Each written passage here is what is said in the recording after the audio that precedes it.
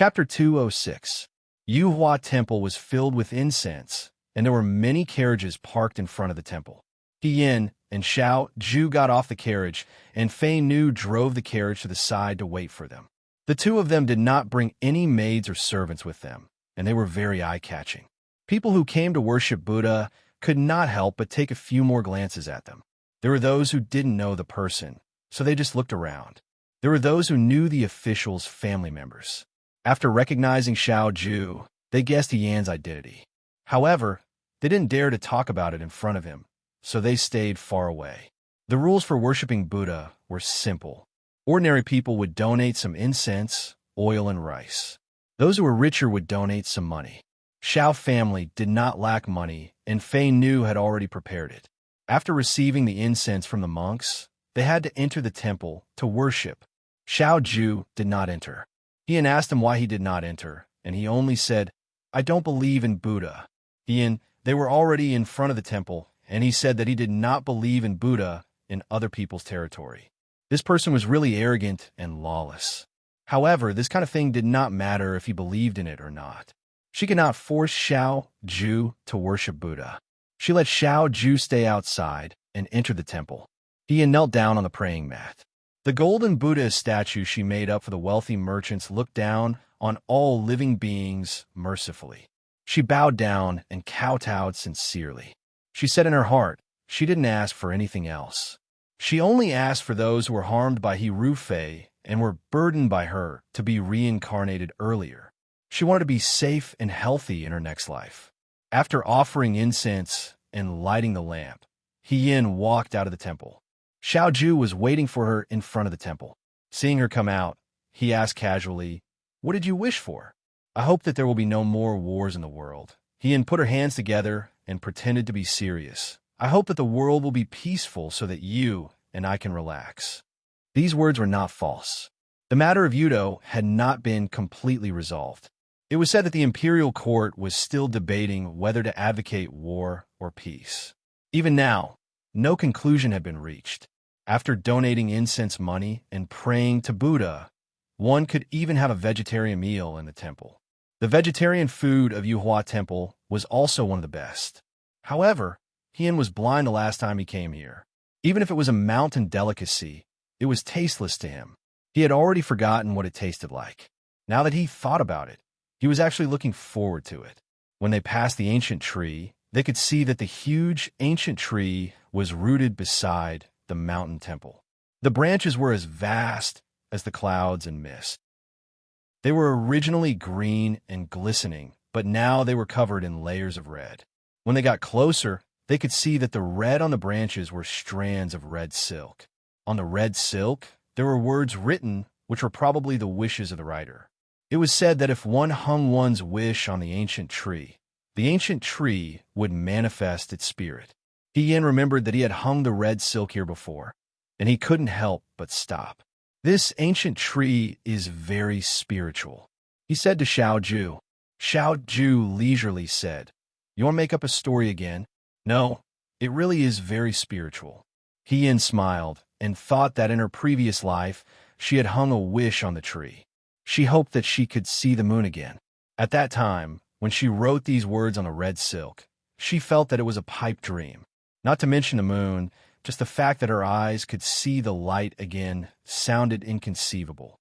However, at this impossible moment, even after her death, she was able to be reborn in a hopeless situation and see the moon again. "In the future, when I have more money," Yin said, "I will buy a lot of fertilizer and water this ancient tree to show my gratitude and sincerity." Xiao Ju choked. "Your sincerity is really different." The guest house of Yuhua Temple was a little in front of the courtyard where the monks lived. For those who donated less, many people ate in the same place. For those who donated more, they had their own courtyard. Most of the time, there was only one person in each room. There were fewer people, and the environment was more elegant. Although he was somewhat speechless at the difference in treatment, it was a good thing that there were fewer people. He didn't want to eat a vegetarian meal and be secretly watched by others. Now, because of the marriage bestowed by the emperor when Xian, he and Xiao Ju appeared in front of the world. It took a lot of courage for her to do so. Even though she was a famous person in the past, at least she had a mask to cover her face. Now, she didn't even have the slightest bit of cover. In broad daylight, she was like a white peacock shipped by a sea merchant from a foreign country. It was so rare that everyone wanted to see and talk about it. They sat down in the guest house. Not long after, the monk in green brought in many plates of vegetarian dishes. It was indeed very rich. There were steamed white jade Buddha hand, sweet and sour bitter gourd, steamed wild mountain pepper winter gourd, purple potato cakes, celestial tofu. It was much colder on the mountain than it was at the foot of the mountain. After rushing for an entire morning, they were already hungry. Now that the hot vegetarian dishes were in front of them, Hien couldn't help but have a big appetite. He gave Xiao Ju a pair of chopsticks and said, "The money for the sesame oil was not wasted. Governor, if you're not full, can I have another set?" "Xiao Ju," he said, "as you wish." Hien didn't stand on ceremony. She ate boldly. In comparison, Xiao Ju ate more elegantly. Not long after they started eating, there was a knock on the door of the guest house. A monk led 2 people in. For a rich family like theirs, the guest house was small and exquisite. Usually, one family was enough. However, the weather was good today, and it was the Mid-Autumn Festival. There were many pilgrims who came to Hua Temple to burn incense. It was probably not enough to accommodate all of them, so they could only squeeze with Xiao Ju. Xiao Ju frowned slightly. Just as she was about to say something, Hien said, "It's okay. Let them in. I eat very quickly. It's not a problem." It wasn't easy for her to gain some fame in Shuo capital. She hadn't officially fought with He Rufei yet. She didn't want to be accused of being overbearing and unreasonable. Xiao Ju thought about it and didn't say anything. The 2 people that the monks brought in were 2 women. One was older and the other was younger. He had only glanced at them briefly. When he saw the older woman's face, his heart skipped a beat. He couldn't control himself, and the chopsticks in his hand fell to the ground. He hurriedly bent down to pick them up. At the same time, he hid the shock on his face.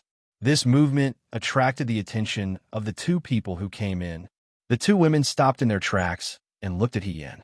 Hien had just picked up his chopsticks when the monk came over and said, "Benefactor, please wait for a moment. I will go and get a clean set for you." Hien didn't say anything. The younger woman had already followed Hien's gaze and saw Xiao Ju. She blurted out, "General Feng Yun." Hien subconsciously looked at Xiao Ju. Xiao Ju frowned slightly. She seemed unhappy. He Xining was very surprised. He didn't expect to see Xiao Ju here. Speaking of which, she had only seen Xiao Ju once. It was when she went shopping with a friend.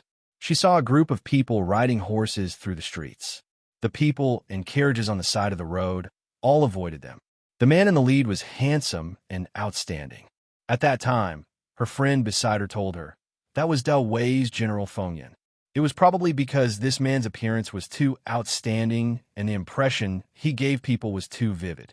Therefore, when she saw Xiao Ju, it overlapped with her memory. However, everyone knew that this military governor Zhao's temper wasn't very good.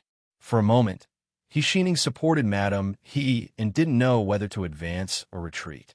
He was afraid that if he wasn't careful, he would offend this vicious and merciless military governor. However, Madame He didn't care about this. She only pulled He Xining inside and sat down at the table next to He Yan's. He Xining curiously looked at Xiao Ju. There were many rumors about this military governor Xiao. However, there was one rumor that had never changed. It was that he didn't get close to women. However, this rumor was broken a few days ago at the celebration banquet. His Majesty personally bestowed a marriage between him and a woman. Xiao Ju protected that woman in front of all the civil and military officials in the main hall. When the news spread to the ears of the people in Shuojing, it shattered the dreams of many young ladies. On the day that Su Zhiheng came back from the celebration banquet, his mood wasn't very good.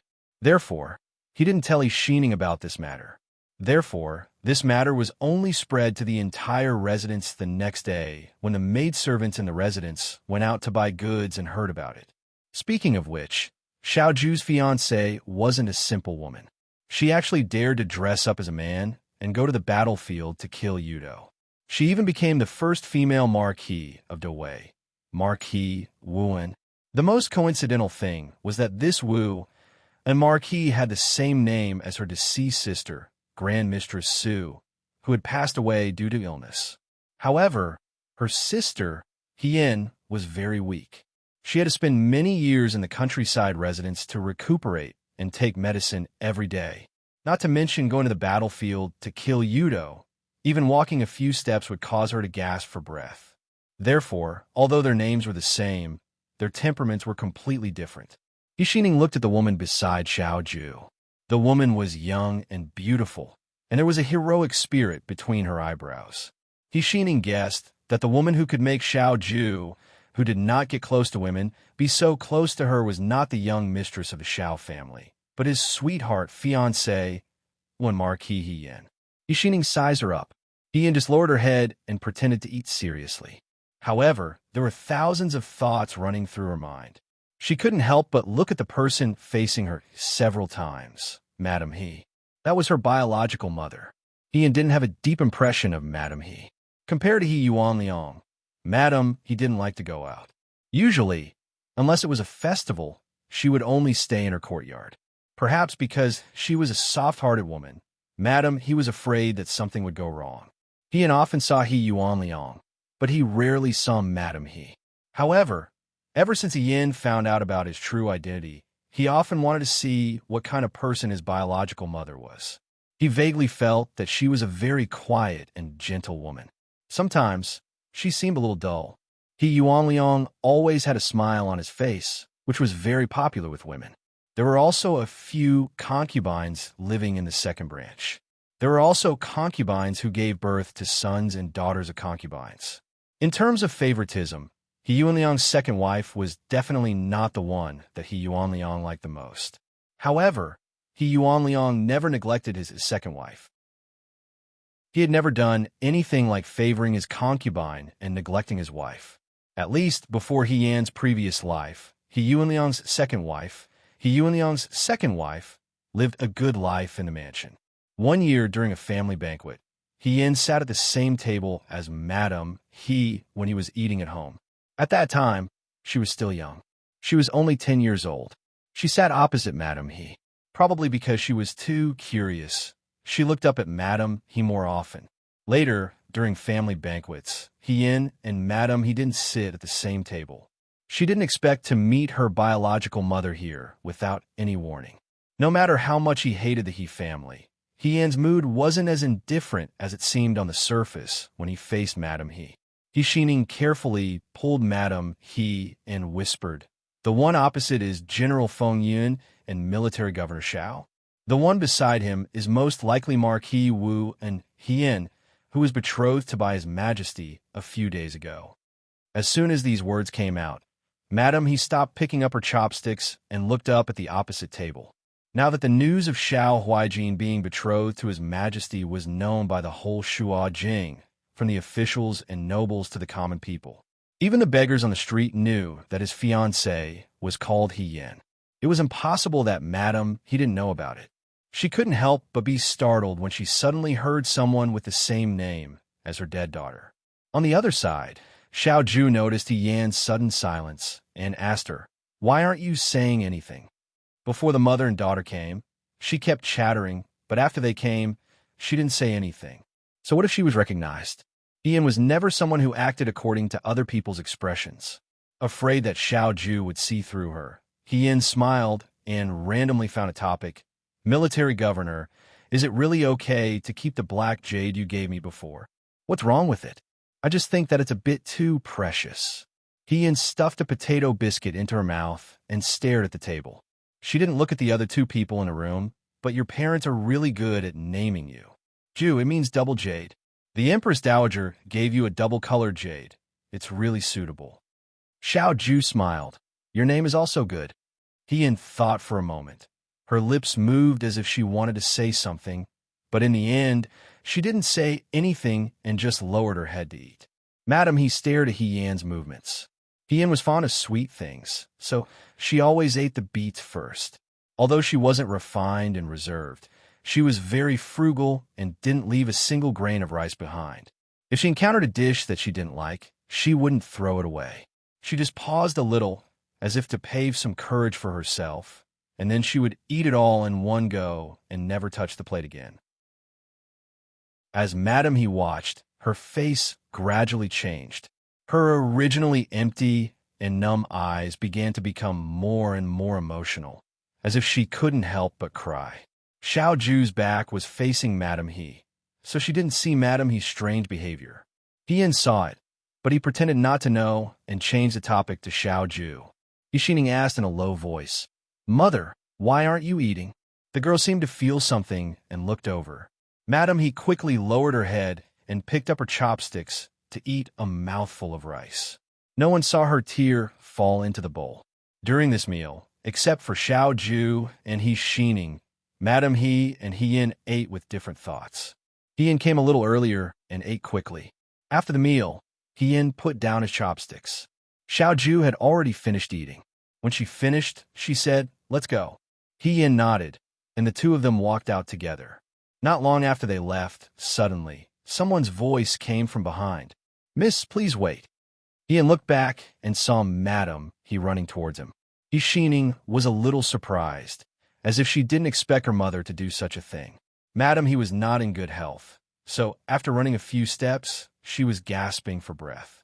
As a madam of an official's family, her behavior was somewhat rude. However, Madame He didn't care about this and walked towards them. Xiao Ju frowned. "Who are you?" "I'm the second madam of the He family in the capital." Madame He glanced at Xiao Ju. The young man's indifferent expression made her a little timid. Even so, she still stared straight at Hien. She was reluctant to move her eyes away for even half a second. Hien nodded with a smile. "Madame He, I'm sorry. Yixing also caught up and secretly pulled Madame He's sleeve. There was a hint of blame in her eyes. After Hien left, they still hadn't finished their meal. Yixing wanted to talk to Madame He about the two of them, but Madame He suddenly stood up and chased after him. Everything happened so fast that she didn't have time to stop it. However, Yixing knew that she shouldn't provoke the commander-in-chief of the Right Army for no reason. Every official in the Shuo capital knew that Xiao Huijin wasn't someone to be trifled with. If she pursued the matter, she didn't want to add more trouble to the He family. "Madam, what's the matter?" Hien asked politely. Madame He looked at her, as if she was looking at another person through her. Her voice was soft, as if she was afraid of disturbing the young lady in front of her, or as if she was coaxing her 3-year-old daughter. "You are called Hien?" Hien looked at the woman in front of her. In her memory, Madame He was still very young. Unlike Madame He, who was meticulous and strict, Madame He had a gentle and kind face. At first glance, she could tell that she was a very good person. Yixing had also seen her younger sister break a very expensive vase. Madame He didn't get angry. Instead, she would hold Yixing in her arms and check if her hand was scratched by the broken vase. Hien was very envious at that time. She felt that her biological mother was really better than her mother.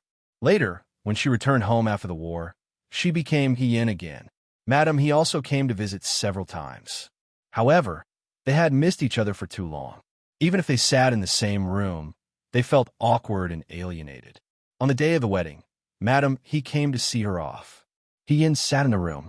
When Madame He helped her cover her head, she said something. She took Hien's hand and said slowly, "He, you have to be good in the future." That one sentence made Hien's eyes wet under the veil. Unfortunately, she couldn't even achieve such a simple wish of being good in the end. Even when she was blind in the Su family, Madame He didn't come to visit her even once because she was sick. The woman in front of her had aged a lot. She was no longer as young as she remembered. Hien could even see that there were some gray hairs on her temples. She was old. Yixing looked at Xiao Ju. She was nervous and hurriedly explained to Hien, "I'm sorry, Miss He. It's because you have the same name as my sister, so my mother, she didn't know how to continue." If she said that Hien had the same name as a dead person, who knew if the Marquis would feel that it was unlucky and displeased? Madame He looked at Hien and asked in a trembling voice, "Miss He, why are you called Hien?" This question really came out of nowhere. Ian stared at her. After a moment, she smiled carelessly and replied in a relaxed tone. Who knows? Normal girls don't have the name Yin. The river is clear and the sea is Yin. Maybe my parents knew when I was born that I would have to go to the battlefield to protect the safety of the people. If that's the case, this name is quite different from normal people. There was a hint of self-mockery in her words. The river is clear and the sea is peaceful. It naturally sounded like a flourishing age, but she herself was on a battlefield. Not only did her blood-related relatives not feel sorry for her, they even wanted to squeeze every last bit of value out of her. It was unavoidably chilling. Ian thought that her desire for family affection had been obliterated when she was very young. Since there was no hope, she wouldn't be too sad when she was disappointed. Now that she was in another He family, she received warmth that she didn't have before. When she met Madame He again, the grievances that were deliberately buried deep in her heart were all born. After saying that, He didn't feel anything, but Madame He's expression changed. Her face was drained of blood in a split second, and she almost collapsed. He nodded at them. If there's nothing else, we'll leave first. She gently pulled Xiao Ju's clothes and walked forward. He waited until the two people walked far enough before she complained in a low voice. Mother, what's wrong with you? You suddenly rushed out and scared me. It's not like you don't know what kind of person military Governor Xiao is. Fortunately, they didn't make a fuss just now. If they were angry, big brother and husband may not be able to do anything. Mother? He suddenly stopped talking because she saw a big drop of tears in the eyes of the woman in front of her. The tears streaked across the corners of her eyes, like cold dew in the middle of the night, with broken sorrow. He knew that Madame He was thinking of her dead elder sister. After Hian's death, her mother's health hadn't been good. The doctor always said that she would be fine after some rest, but He also knew that it was a psychological problem. Her mother's heart was always thinking about her elder sister's death, so she became like this. But there was something she didn't understand. She always thought that her mother was always indifferent to her elder sister. Maybe it was because Yin had always been recuperating in the village and didn't get close to her mother in the Fu. So after a long time, it was difficult for her mother to have the same feelings as her. But after Hian's death, her mother was so sad that she understood that she wasn't heartless. But if that was the case, why did her mother alienate her so much in the beginning? There was also his father, He Yuan Liang, who was very nice to everyone. He was always smiling and had a very amiable appearance. However, regarding Hian's death, he didn't show that much sadness. In short, Hian seemed to be a subtle existence in the He family, and Hian's death made those seemingly normal things finally reveal the strangeness underneath. She was full of questions, but no one could answer her. No one would answer her questions. He held Madame He's hand and didn't say anything in the end. She took a handkerchief to wipe the tears from the corners of her mother's eyes and said in a low voice, Mother, let's go back. Chapter 207. When they went down the mountain, Yin was quieter than before. Xiao Ju asked, Are you still thinking about what happened just now?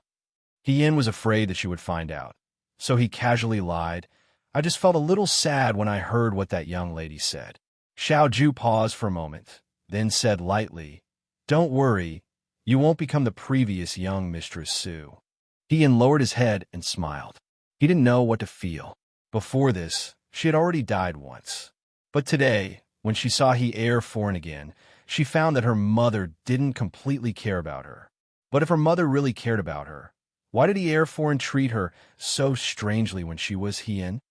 When the He family and the Su family conspired to kill her eyes, when she was accidentally drowned, did He heir foreign know the truth? Hien would rather she didn't know. Ignorance is blameless. But even if she didn't know about this matter, Madame He must have known about the matter of her and He Rufei swapping identities back then. What kind of feelings did a mother have when she pushed her own daughter out? She was clearly so close, yet she couldn't call her mother. He narrowed his eyes. Thinking about it, she should be making a trip to the Su family in a few days. She didn't know what clues Fu Wang had found. After the palace banquet, He Rufei and Su Jiheng would definitely suspect her. She had to hurry. He Xining first sent he heir foreign back to her residence with the imperial bodyguards and servants before returning to the Su family. Su Jiheng was in his study. He didn't go to court today. For some reason, ever since he returned from the celebration banquet, Su Jiheng rarely went out. People outside said that he was sick. He Xining naturally knew that Su Jiheng was fine. Rather than saying that he was sick, it was more like he had something on his mind. Sometimes, when he Xining talked to him, he could feel that Su Jiheng was obviously absent-minded. He Xining just pretended not to know. A smart woman should know how to show her stupidity at the right time. This was the rule she learned in the He family's backyard. But no matter how stupid he pretended to be, he had to have a scale in his heart. He couldn't pretend to be stupid, or else he would really be stupid. That night, Su Jiheng, who was rummaging through He Yan's room before she died, looked very different from usual. He Xining had a layer of suspicion in his heart. When she married into the Su family, she brought along a servant girl with her. Right now, she didn't dare to use anyone from the Su family. She only dared to use the people around her. She wanted to check on some things. If these things had nothing to do with him, He Xining wouldn't care. But all these things showed that He Yan's death was not that simple.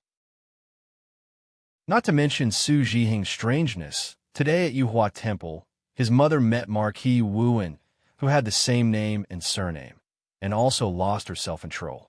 If He Yan had any inside information, who knew if she would become the next He Yan? In the He family, women didn't have any status. Even if she was the daughter born by Madame He, her marriage had been arranged early on. A woman's marriage was to pave the way for a man's career. As for whether the person she married was a human or a ghost, good or bad, it wasn't important. Everything was based on benefits. This was also why when He Yan and Su Jiheng married, the daughter of the He family was so jealous of He Yan. It was because her marriage seemed to be the best choice that the He family could choose for her. But now, it seemed that there was a hidden story. Xiao Lu, she ordered her personal servant girl, in these few days, secretly ask around in the Fu. When my older sister He Yan was still alive, what kind of discord happened between her and that concubine mother surnamed He, and what kind of mistake concubine mother He committed to be driven out? Eldest young mistress, why are you asking about this? Xiao Lu asked curiously. I have my own ideas. He Xining didn't want to say more. You only need to remember that this matter needs to be kept secret. You must not let outsiders know. Give more money. Also, it's best not to mention my older sister. Start with concubine mother He. This way, even if she wasn't careful and was discovered by the Su family, she could say that she was jealous and wanted to know how that concubine mother in the past received Su Jiheng's favor, and not expose that she was secretly investigating the cause of He Yan's death. Everyone in the Su family never took the initiative to mention He Yan and avoided He Yan's matters. There had to be a problem. He Xining looked at the bright sunlight outside and suddenly felt that the spacious and bright courtyard of the Su family had become a bit eerie and terrifying. But even if it was for herself, she couldn't live so muddle-headedly. After praying to the Buddha, He Yan and Xiao Ju didn't directly return to their Fu. Instead, they went to the Liang Province Guard's camp outside the city.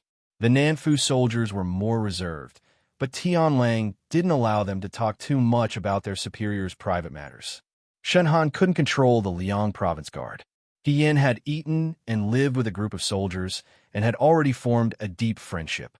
Now that he heard that his brother had become a woman and had even become his superior's fiancée, in any case, other than training the soldiers, the most popular thing that everyone was interested in recently was talking about this matter. When He Yan and Xiao Ju arrived, they were still training the soldiers. He Yan thought about it and then said to Xiao Ju, Governor, why don't you not go in with me? Just stay outside with Shun Jiaodo and the others. If you go in, even if they have questions, they won't dare to ask. Xiao Ju raised her eyebrows. Okay. Then she went to find Tianlang. Ever since he returned to the capital, he had been busy with the Su Jingfu's matters. In order to make Su Jingfu lower his guard, he rarely came here. Every time, he would only stay for a short while and then leave in a hurry. After Xiao Zhu left, He Yin sat outside the training grounds and waited for them. Not long after, the training ended. The soldiers went to eat in twos and threes with their arms around each other's shoulders. Someone saw He Yin sitting at the edge. He Yin was wearing women's clothing today, so they didn't recognize him immediately. A soldier even approached him warmly and asked with concern, "Miss, who are you looking for?" He Yin looked at him, stood up, and patted the dust off his body. He smiled. "We haven't seen each other for a while. Don't you recognize me?" He Yin saw that the new soldier was still staring at him blankly. He seemed familiar, but he couldn't remember where he had seen him before. He Yin reminded him, "I am a number 1 Liang province guard." This time, the new soldier became excited. He swallowed his saliva and howled, "Brothers, He Yin is here." His voice was so loud that He Yin couldn't help but dig his ears. Immediately after, he saw a large group of people, like cats that had smelled something fishy, hula. All of a sudden, they all surrounded him, their mouths saying, "Where is it? Where is it? Show me, show me." He Yin was surrounded by the crowd in an instant. Now that he was dressed as a woman, everyone finally realized that he was indeed a woman. The new soldiers of the Liang Province Guard didn't try to curry favor with him like they usually did. They even seemed a bit awkward. Some people even blushed and didn't dare to look at He Yin. They looked at their shoes on the ground and asked in a small voice, "That, brother, Miss He, how come you're a woman?" He Yin cupped his hands in apology to everyone and said in a clear voice, "At the time, I really had difficulties and accidentally joined the army. I didn't mean to deceive you all. Now that the truth is out, I thought I should come and apologize to you all. I am indebted to everyone for taking care of me in the past. Even though I am a woman, we are still brothers." These words were spoken in the same tone as before. Only then did everyone's previous restraint dissipate slightly. Another voice came from the crowd. "Everyone, get out of the way. Where is she?" He Yin looked up and saw Wang Ba's group parting the crowd and walking in his direction. When they were in the Liang Province Guard, they had the best relationship with He Yin. However, even with such a good relationship, they still didn't realize that He Yin's identity was strange. As a result, they were the ones who were most shocked. Wang Ba was the angriest. So he had been calling a girl boss for a year and a half. Because of this matter, he had almost become the laughingstock of the Liang Province Guard these past few days. Everyone wanted to use this matter to make fun of him. He didn't expect that He Yin would come knocking on his door today. He had to come and demand justice. Just as he was thinking, Wang Ba had already walked in front of He Yin. However, just as he was about to speak, he couldn't say a word. Facing a lively and delicate little girl who was looking at him with a sweet smile, even the most heartless man would be embarrassed to scold her. As a result, He Yin saw that the big guy in front of him had a face full of anger and couldn't say a word. However, Xiaomai squeezed out. He was young and passionate. After being surprised at the beginning, he was happy.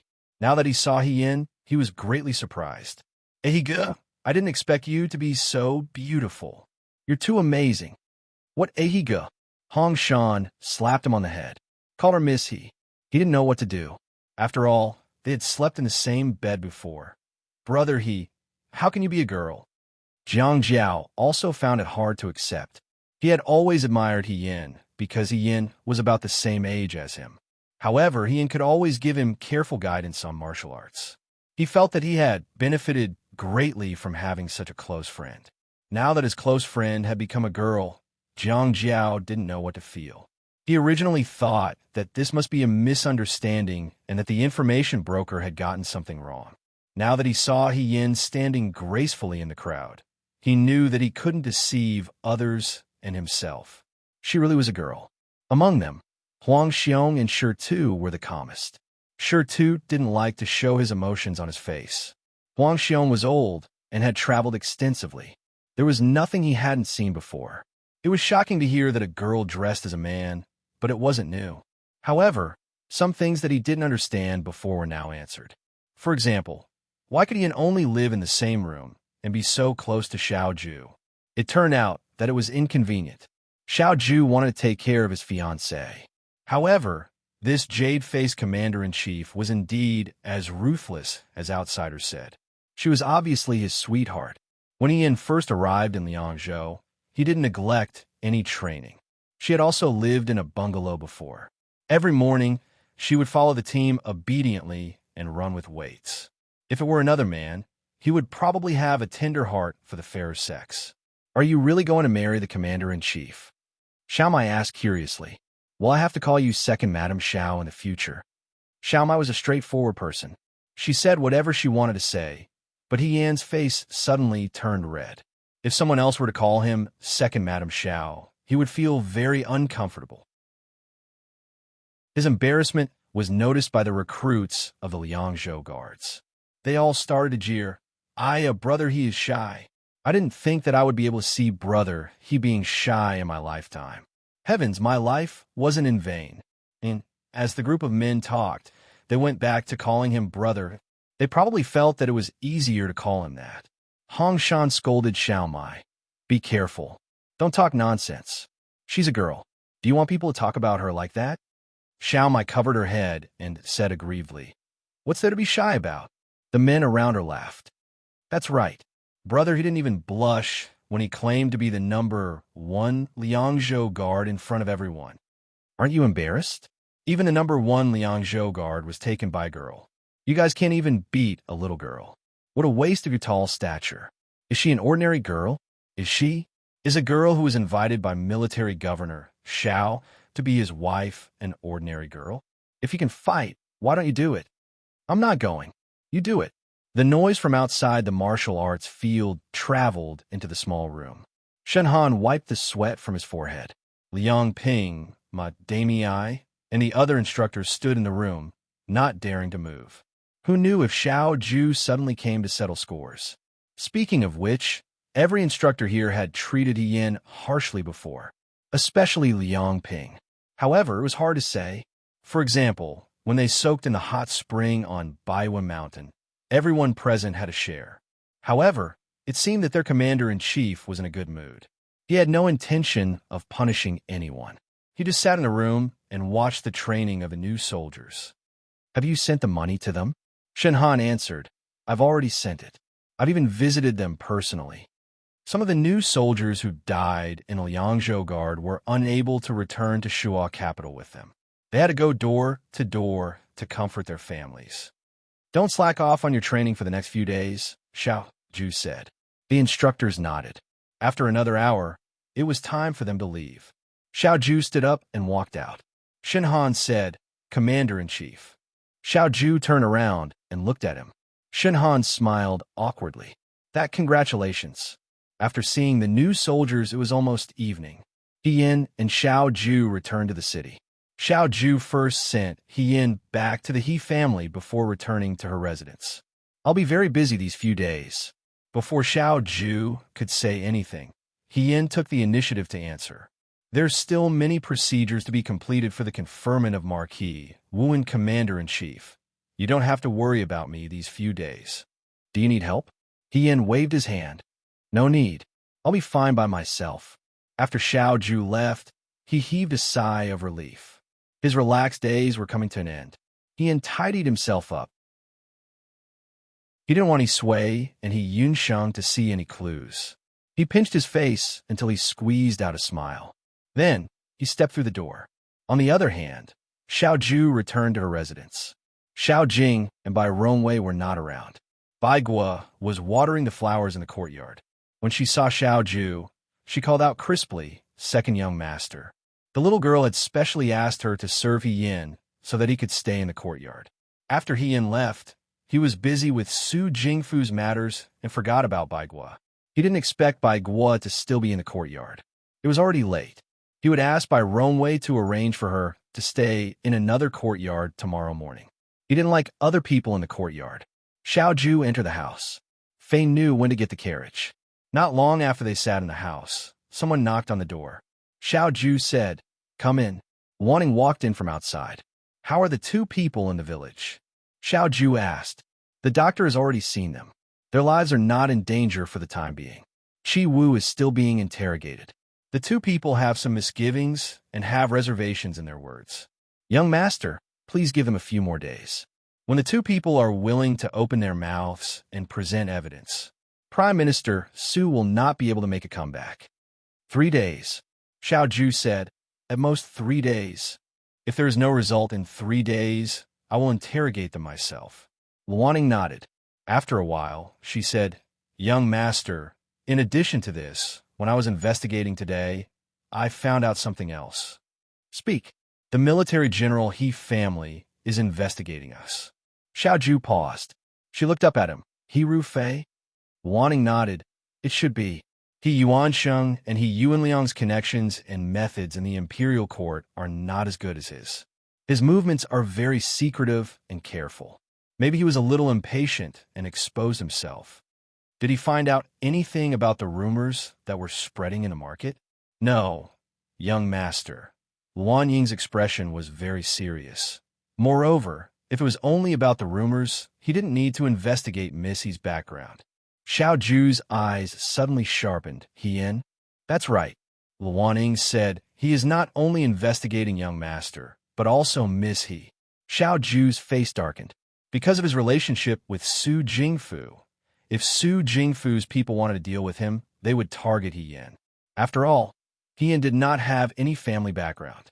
Even if he had the title of Marquis Wuan, he had not formed his own connections in the imperial court. His foundation was too shallow, and it was easy for him to be uprooted. But if he Ru Fei wanted to target He Yin, then it would be a big mistake. Young master, there's one more thing. Luan Ying's expression was somewhat hesitant, as if she did not know whether to say it or not. She rarely had this kind of time, so Xiao Ju asked, What is it? Luan Ying thought for a moment, and, after a long while, she made up her mind and said, Hamlin scholar Su family is also investigating Miss He. Su family? Xiao Ju frowned. If He Ru Fei was investigating Xiao Ju because of his relationship with Su Jingfu, or because he had previously ordered people to spread rumors about him in the market, and thus implicated He Yin, then the Su family was not involved. At this time, they also interfered, which was very thought-provoking. Only investigating He Yin? Only investigating He Yin. Since they were only investigating He Yin, it had nothing to do with the Xiao family.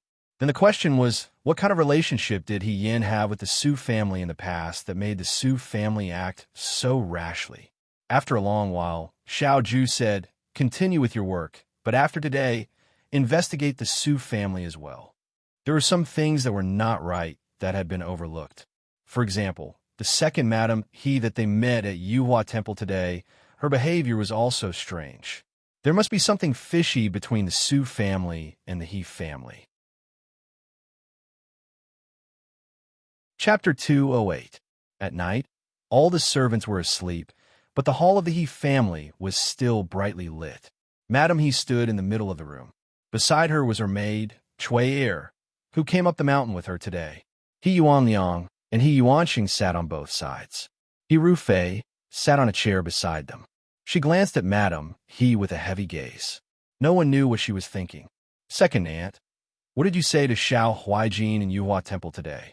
After a long while, He Ru Fei said, Now that Xiao Huaijin has returned to the capital, the situation in the capital has been disrupted again.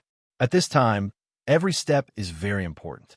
Xiao family and our He family are not the same kind of people. I didn't say anything. Madam He said softly. Her eyes were calm. I just took a look at his fiancée. Xiao Ju's fiancée was He Yin, the name that no one in the He family was willing to mention. It always reminded them of the bad things in the past. He Ru Fei smiled. Second aunt, what are you doing? My cousin has passed away. Even if they have the same name, you don't think that He Yin is your dead daughter, do you? I told you before. He Yuanliang had already put away his usual smile. His face was very ugly. Don't mention He Yin again. He Yin is dead. It's all in the past. Do you want to kill our whole family? Cui Er knelt on the ground and trembled. She had been bought over by Madam He. She had to report to Madam He about everything that Madam He did when she was in the house, let alone when she went out. This time it was the same. She didn't have the chance to eat vegetarian food with Madam He. She only saw Madam He talking with Xiao Ju from afar. When she returned to the house, she couldn't wait to tell Madam He about it. She wanted to be rewarded. But now, Cui Er regretted that the He family didn't hide these secrets from her. It was not because they trusted her, but because it was useless for a dead person to know the secrets. She had no chance to reveal the secret. She's already dead. Second, madam, he looked at him with a trace of anger in her eyes. She can't harm the He family. It's the He family who harmed her. What do you mean? Madam, his face turned cold, and her tone was very dissatisfied. Are you resenting us now? You knew it when I made the decision. Moreover, this is for the sake of the entire He clan. What do you mean by for the whole He family? Second, madam, he sneered. When I made the decision, did I have the right to choose? She didn't die for the entire He clan. She died for your greed. You killed my daughter, but you don't feel the slightest bit of remorse. She's already dead. I just want to see my daughter again.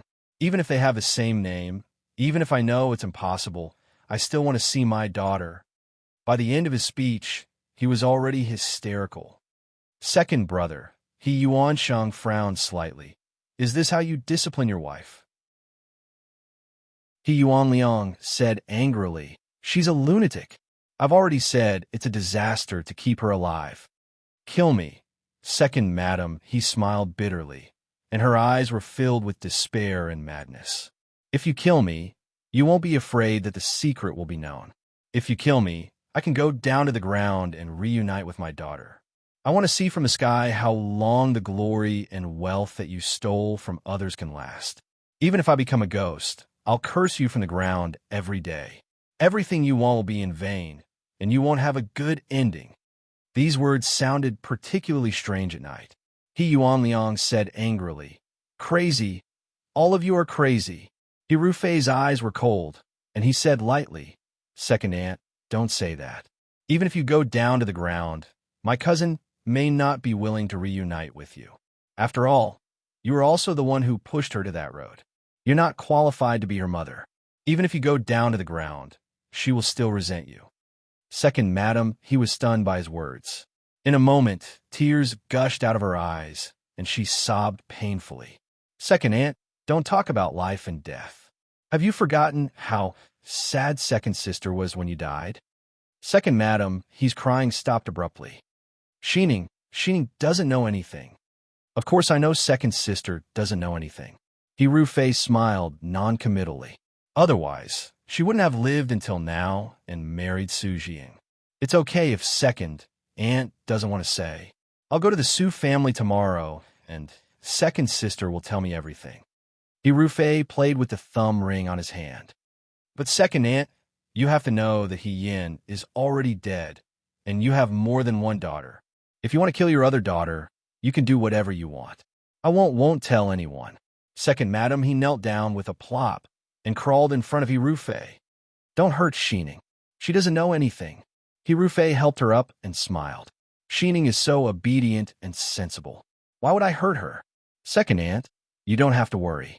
It's just that second aunt's condition is getting worse, and it's not suitable for you to go out.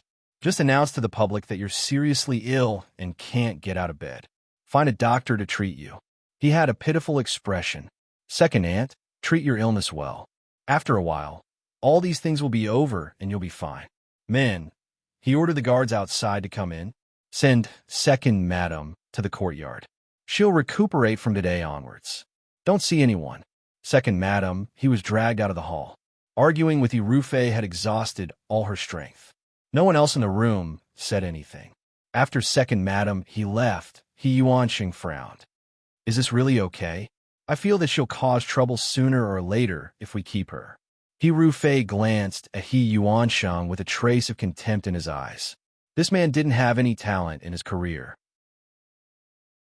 He only got his position because of his relationship with He Yuansheng. Even so, the cowardice and selfishness in his bones didn't decrease at all.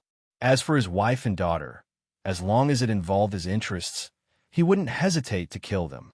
However, he wasn't willing to make the final decision. Compared to him, He Yuansheng was much more decisive. Second uncle, don't worry. He Rufei smiled faintly. With Xining here, second aunt will know her limits. Moreover, if something happens to second aunt, it'll be more suspicious. At this juncture, it's better for the He family to be careful. If it's not for that, first madam, he asked worriedly, then what should we do now? If Xiao Huaijin really knows something, Won't everything we've done be in vain? When He Yin was still alive, He Rufei would still discuss the big and small matters of the He family with He Yuansheng and his wife. However, after He Yin died, the He family had already listened to He Rufei's arrangements.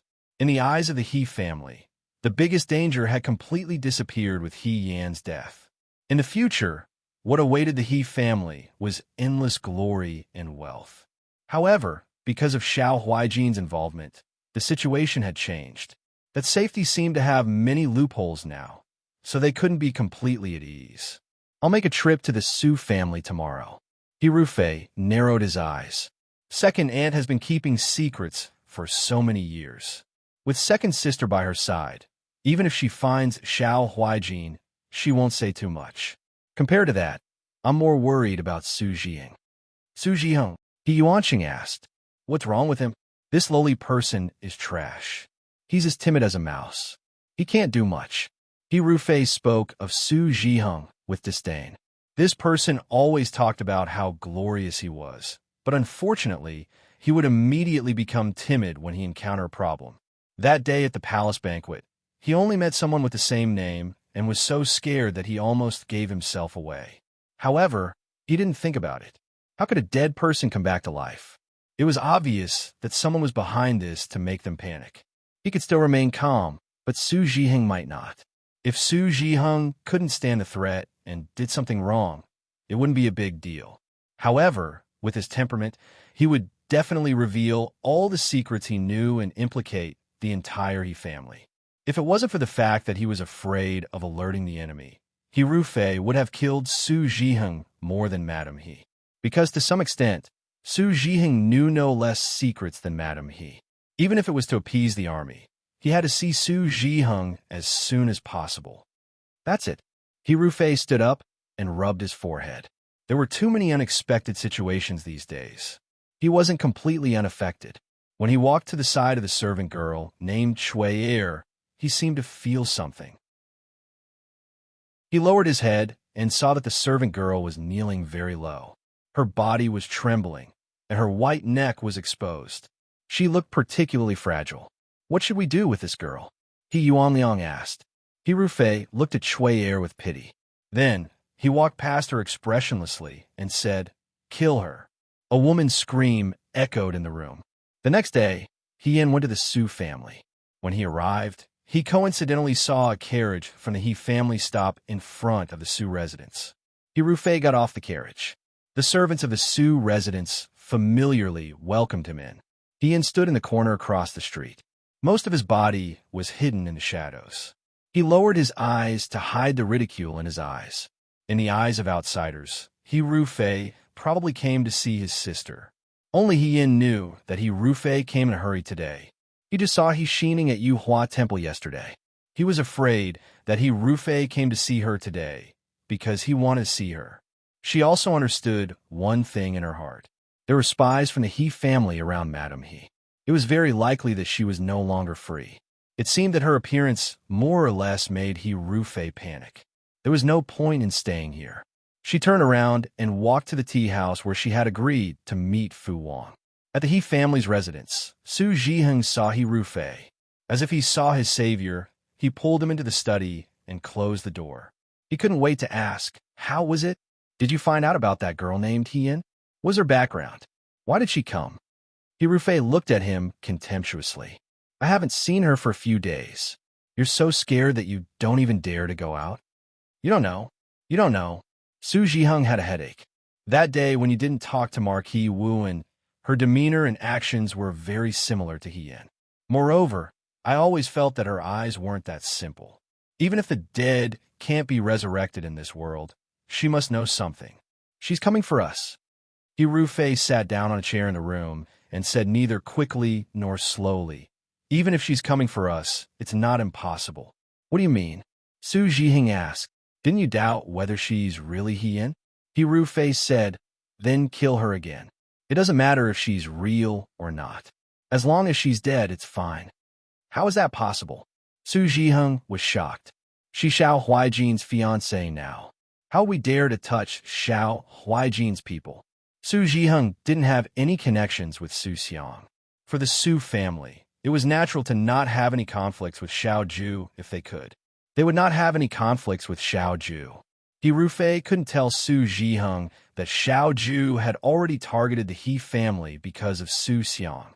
Otherwise, with Su Zhiheng's cowardice, who was as timid as a mouse, he might tell Xiao Ju and try to get a chance to live. He Rufei said, "My people have already investigated. The He family once had an enemy in Shuajing. Although this matter has already been settled, and now, because of Xiao Huijin, no one will take the initiative to mention it. However, one of their sons died, so they might have some resentment in their hearts. I'm guessing that the death of the Fan family's young master is more or less related to He Yin.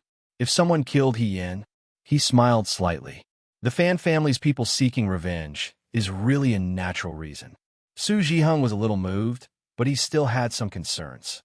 "If you do this, Xiao Huijin might find out. That's General Feng Yun. I'm also General Fei Hong." He Rufei suddenly shouted. Su Zhiheng was shocked, but he saw that the man in front of him had an extremely gloomy gaze. It seemed that his words just now had touched He Rufei's sore spot. He reacted. "That's not what I meant. Forget it." He Rufei waved his hand impatiently. "I'll arrange this matter. You just need to know. During this time, don't do anything stupid and cause trouble for me. I didn't come here just for you today. Where's Xining? Why are you looking for Madam? Yesterday, she and her mother went up the mountain to worship Buddha. On the way, they met Xiao Huijin and He Yin. I don't know what they talked about," He Rufei said. As soon as he said this, Su Zhiheng immediately became nervous. "I'll find her immediately." He Xining was drying books in the courtyard. When she heard that He Rufei had come and took the initiative to call her over, her first thought was not happiness, but nervousness. Xiao Lu asked her, "Madam, why do you look so pale?" He Xining took out a mirror and saw that her lips were pale. She asked Xiao Lu to bring some lipstick to her lips and took a deep breath. Then, she put on a smile and walked towards Su Zhiheng's study. When she reached the study, He Xining called out, "Husband, big brother." Su Zhiheng hurriedly asked her to sit down. "Big brother passed by your residence today, so he came to see you." Su Zhiheng smiled. "Big brother is very concerned about you." He Xining obediently thanked him. "I heard that you and second aunt went to Yuhua Temple to worship Buddha yesterday." He Rufei looked at He Xining and smiled. "Second aunt's health has not been good recently. It's good to worship Buddha." He Xining nodded. "Yes, I saw that mother's complexion was not good. I was also very worried. Father has already invited a famous doctor to the residence to nurse second aunt's body. You're just too worried." He Rufei comforted. Then, he changed the topic and asked casually, "I heard that the two of you also met General Feng Yun and his fiancée at the temple yesterday." He Xining's heart tightened, but she did not show it on her face. She revealed a surprised expression. "I didn't expect Big Brother to also hear about it. When Mother and I saw the two of them, we were quite surprised. We didn't expect that such a cold and indifferent person like General Feng Yun would actually believe in Buddha. Believing in Buddha has nothing to do with this." He Rufei picked up the teacup and took a sip. He smiled and said, "What did you talk about?" He did not ask, "Did you talk?" but "What did you talk about?" It seemed that their every move in the temple had been known. He Xining was even more nervous. She did not know what happened to her mother when she returned to the He family last night. Looking at He Rufei's appearance, he seemed to know everything. But He Xining was not completely stupid. She sighed and looked a little sad. Big Brother also knows that after Big Sister died, although Mother did not say it on the surface, she was very sad in her heart. I heard that Military Governor Zhao's fiancée had the same name as Big Sister, so I wanted to go and see her. Mother only asked, "You're He Yin?" I was afraid that I would offend Military Governor Xiao, so I did not wait for her to continue. I apologized to Military Governor Xiao and Miss He and pulled her away. He Rufei also sighed when he heard this, but the look in her eyes still made He Xining's back feel cold. He stared at He Xining and suddenly asked, "Then, is that Marquis Wen really that similar to your big sister?" Su Zhiheng looked at He Xining. He Xining's palms gradually exuded beads of sweat. She was stunned for a moment.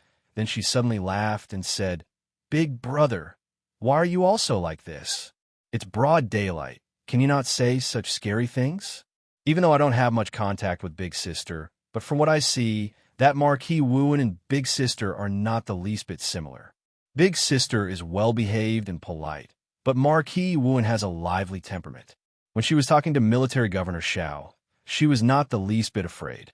If it were Big Sister, she would definitely not be like this. Ru Fei stared at her, as if trying to discern whether she was telling the truth or not. Just when Xining felt that her smile was somewhat stiff, Ru Fei looked away and said, "That's true." Xining breathed a sigh of relief when the oppressive pressure was suddenly lifted. "I still have other things to do. Since I've seen you, I should go." Ru Fei stood up. As if thinking of something, he turned back to look at Xining and said, "It's not peaceful outside these few days. It's best if you stay in the Fu and don't go out." Xining hurriedly said, "I know." Ru Fei went out. Su Zhiheng said, "I'll see Big Brother out." Then he followed him out of the study.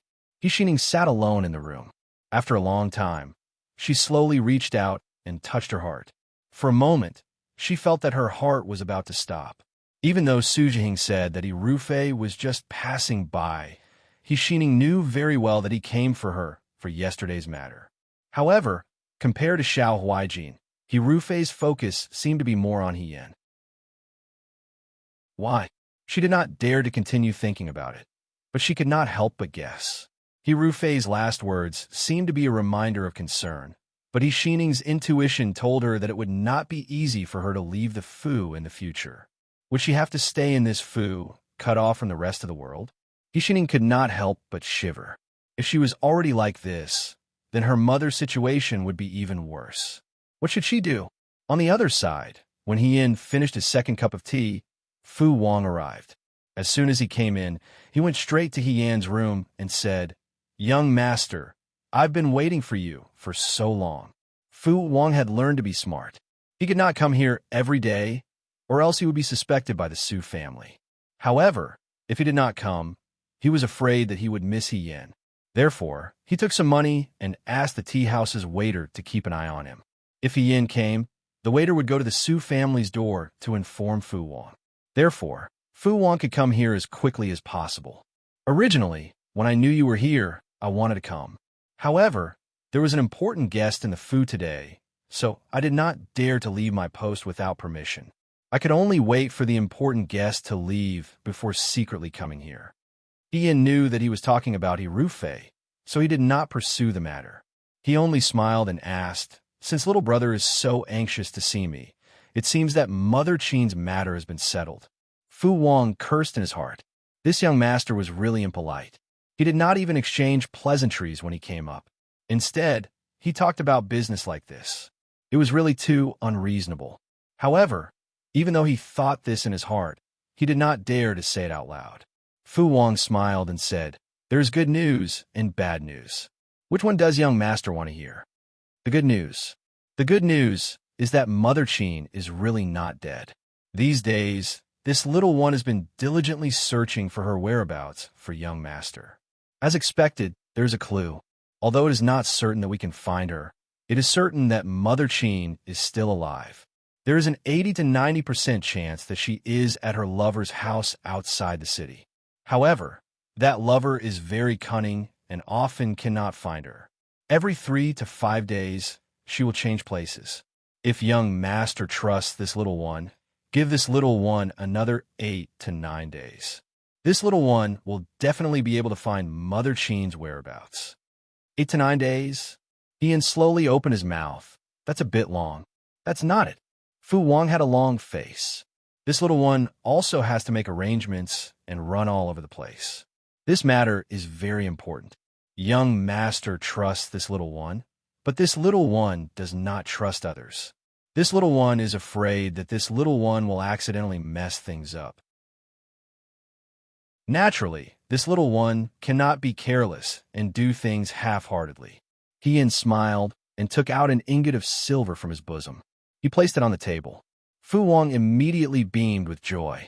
He put the ingot of silver into his bosom and said seriously, "As long as young master needs it, this little one will do everything for young master as soon as possible. even if this little one has to climb a mountain of swords or dive into a sea of fire. Ian did not feel like listening to his glib tongue. He only asked, "What is the bad news?" Fu Wang stared blankly for a moment, then looked around as if he was afraid that someone would overhear. Only then did he lean over and whisper, "The bad news is there are still people in the Su estate looking for Mother Qin's whereabouts." Ian's fingers moved slightly. He said, "Su Zhiheng." Fu Wang's eyes widened. "How did you know?" He anxiously said, "That's right, it is Master Su. This little one has been asking around these past few days and discovered that Master Su had also sent people to look for Mother Qin's whereabouts. However, it was because of this that this little one was able to borrow their strength and smoothly investigate without being discovered. Young Master, if you really want to find Mother Qin, you must first meet her before Master Su finds her." Chapter 209. After leaving the Su estate, Hien went straight back to the He estate. He Sui and He Yunsheng hadn't returned yet. Hien took out a small box from under the table. There were a few silver ingots inside.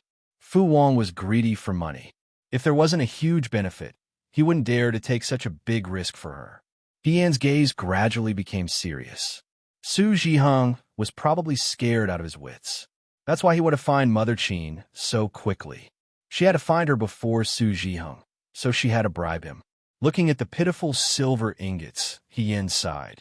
Did he really have to make another trip to Lutong village? A luxurious carriage stopped at the entrance of Shi Jinbo's estate. Servant girls escorted a young miss in. The Chu estate's servants hurriedly came out to greet her. "Miss Su is here." Su Pingting held her chin high, lifted her dress, and stepped into the Chu clan's gate. When Su Jingfu occasionally came to the Chu estate to find Chu Xilan, Su Pingting would also come along. Everyone in the Chu estate knew that Su Pingting was the apple of Su Jingfu's eye. They didn't dare to slight her. Madame Chu followed them out. When she saw Su Pingting, she smiled and said, "Miss Su is here. Xilan hasn't returned yet. Please sit in the main hall and drink some hot tea. You can wait for Xilan to come back."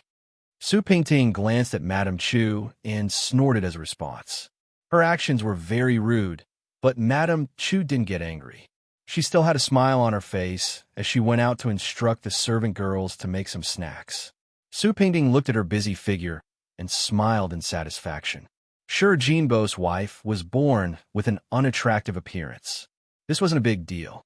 In the Shuo capital, there were many women without good looks. However, she had married a handsome man like Chu Linfeng. When the two were compared, it naturally became a joke. Chu Linfeng was also a man who lusted after beauties. He brought concubines into the manor one by one. He brought a total of 19 concubines into the manor, all of whom were outstanding beauties. In this way, Madame Chu looked even more pitiful. However, no one dared to look down on Madame Chu. In this manner, other than Chu Zhao, no concubine could give birth to Chu Linfeng's child. Su Pingting had also heard from Su Jingfu that Chu Zhao's position in the household was awkward. Since she was in love with Chu Zhao, she had to stand on the same side as Chu Zhao against a common enemy. Therefore, every time she came to the Chu residence, she had to make things difficult for Madame Chu, the official mother, so that she could avenge Chu Zhao. It was the same today. Madame Chu had a maid bring in snacks and tea. Chu Linfeng wasn't in the manor at this time. Madame Chu smiled and said, "I haven't seen Miss Su in a while. Ever since His Majesty granted the marriage, I've been very happy to hear that Miss Su is going to marry our Xilan." In the Shuo capital, only Miss Su is worthy of Xilan's attention. Who didn't like to hear compliments, especially compliments about Chu Xilan's love for her? Su Pingting was a little proud when she heard that. She said, "Of course, no other woman is worthy of Brother Xilan." Madame Chu smiled and took a sip of tea. Her gaze landed on the maid behind Su Pingting and Mo Tai. Su Pingting noticed her gaze and said unhappily, "Why are you looking at my maid?" "I'm looking at how pretty Miss Su's personal maid is." Madame Chu gently stroked her hair and said unhurriedly, "After you and Xilan get married, Ing Xiang, who is by Xilan's side, is also not bad. When you walk out, you will be a family of beauties." It would have been better if she hadn't mentioned this. As soon as she mentioned Ing Xiang's beautiful face immediately appeared in Su Pingting's eyes. Emotai's looks were not bad, but compared to Ing Xiang, it was far worse. Not to mention Emotai, there were countless girls in the Shuo capital, but there were only a few who could compare to Ing Xiang. Speaking of which, Su Pingting suddenly realized that she had been seeing Chu Zhao these days, but she hadn't seen Ing Xiang. "Where's that girl now?" Su Pingting asked. Xylan said that she doesn't need to serve him. She can just do some light work in the courtyard. Madame Chu smiled and said, "Miss Su, you know that Xylan has a gentle personality and is kind of heart. He's always very kind to girls. Ing Xiang is his maid who grew up with him. She's more special than the other servants." Emotai couldn't help but say, "No matter how special she is, she's still just a servant." Su Pingting clenched her fists and her nails dug into her palms. Her expression was ugly. Ing Xiang was a thorn in her heart. With such a vixen by Chu Zhao's side, how could she be at ease? If it weren't for Chu Zhao's protection, Ing Xiang would have died 1,000 times over. When she was young, she once joked that she wanted to sell Ing Xiang. Chu Xylan, who had always been obedient to Su Pingting, ignored her for half a month for the first time.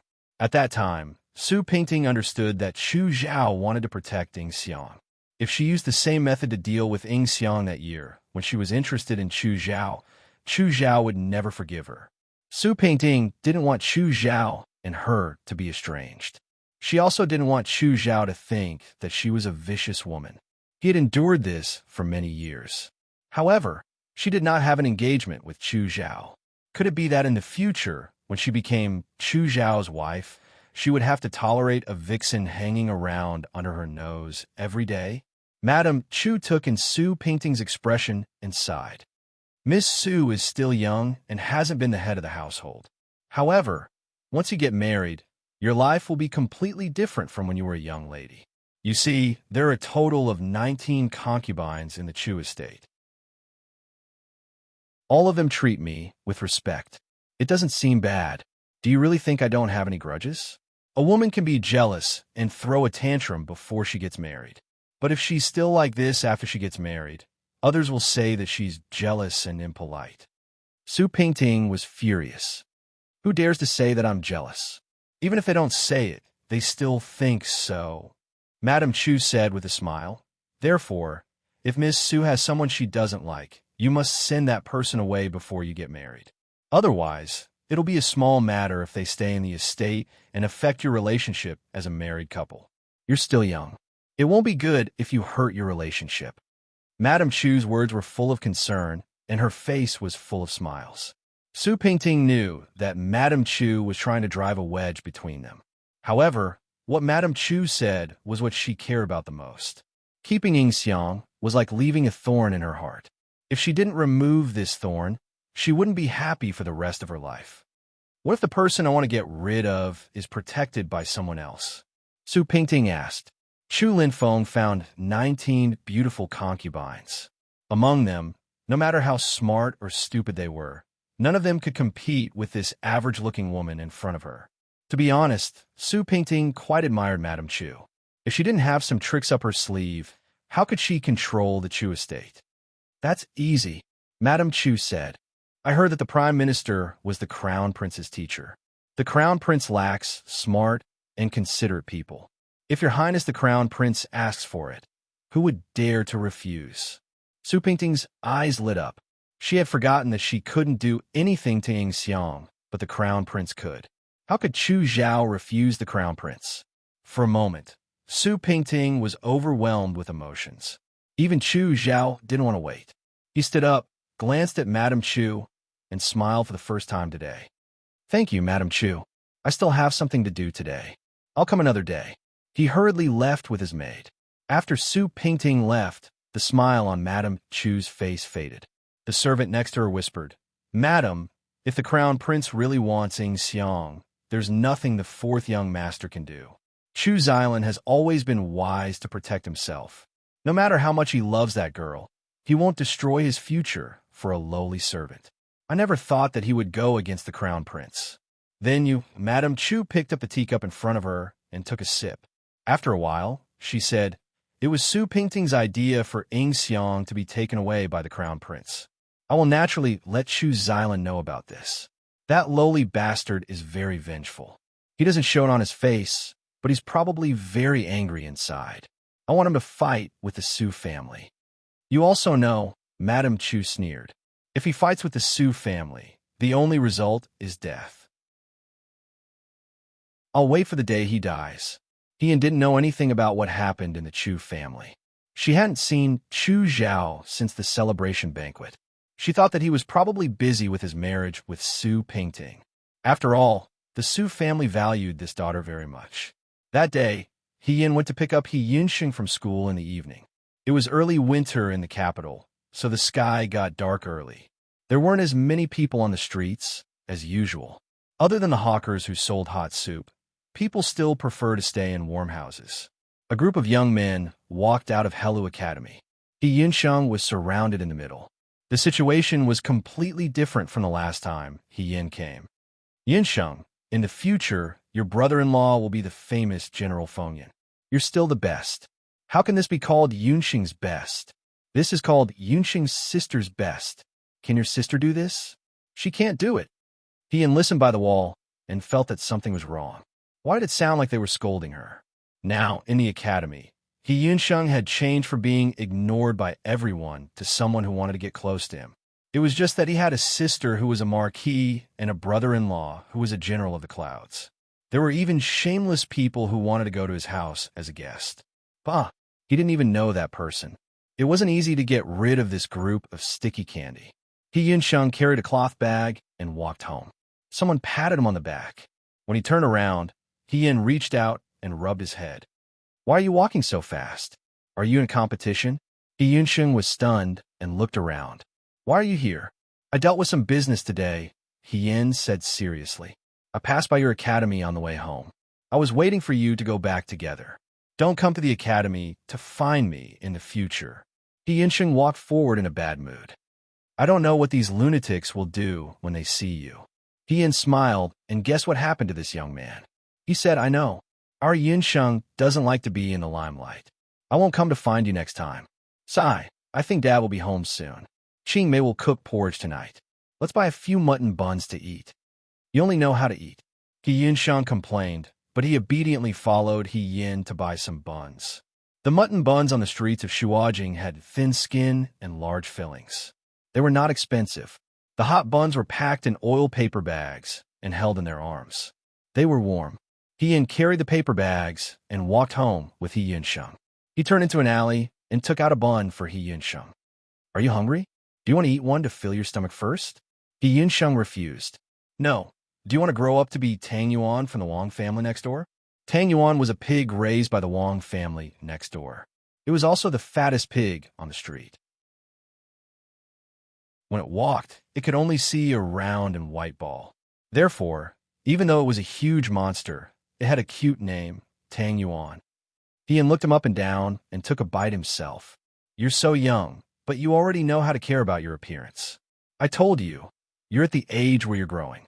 If you don't eat more, how can you grow taller? It's fine if you lose weight after you gain weight. Anyway, you won't look bad in the future." He didn't know what kind of nonsense she was talking about, but Yin was angry. He was about to teach her not to speak so casually in the future, but he saw Yin suddenly frown and quickly pull him behind her. He didn't have time to ask what happened, but the half bun in Yin's hand was already thrown out, accurately hitting a shadow on the wall.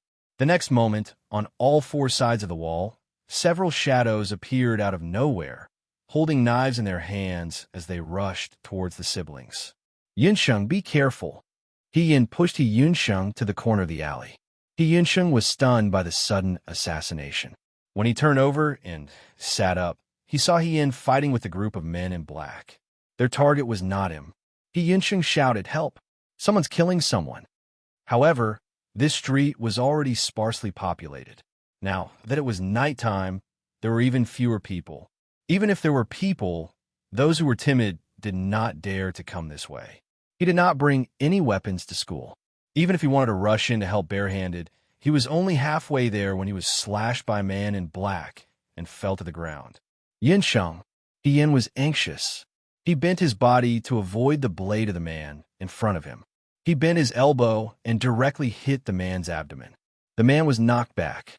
Yin seized the opportunity to snatch his knife and turned to the side to knock down the other people's knives. Yin's knife skills were not bad.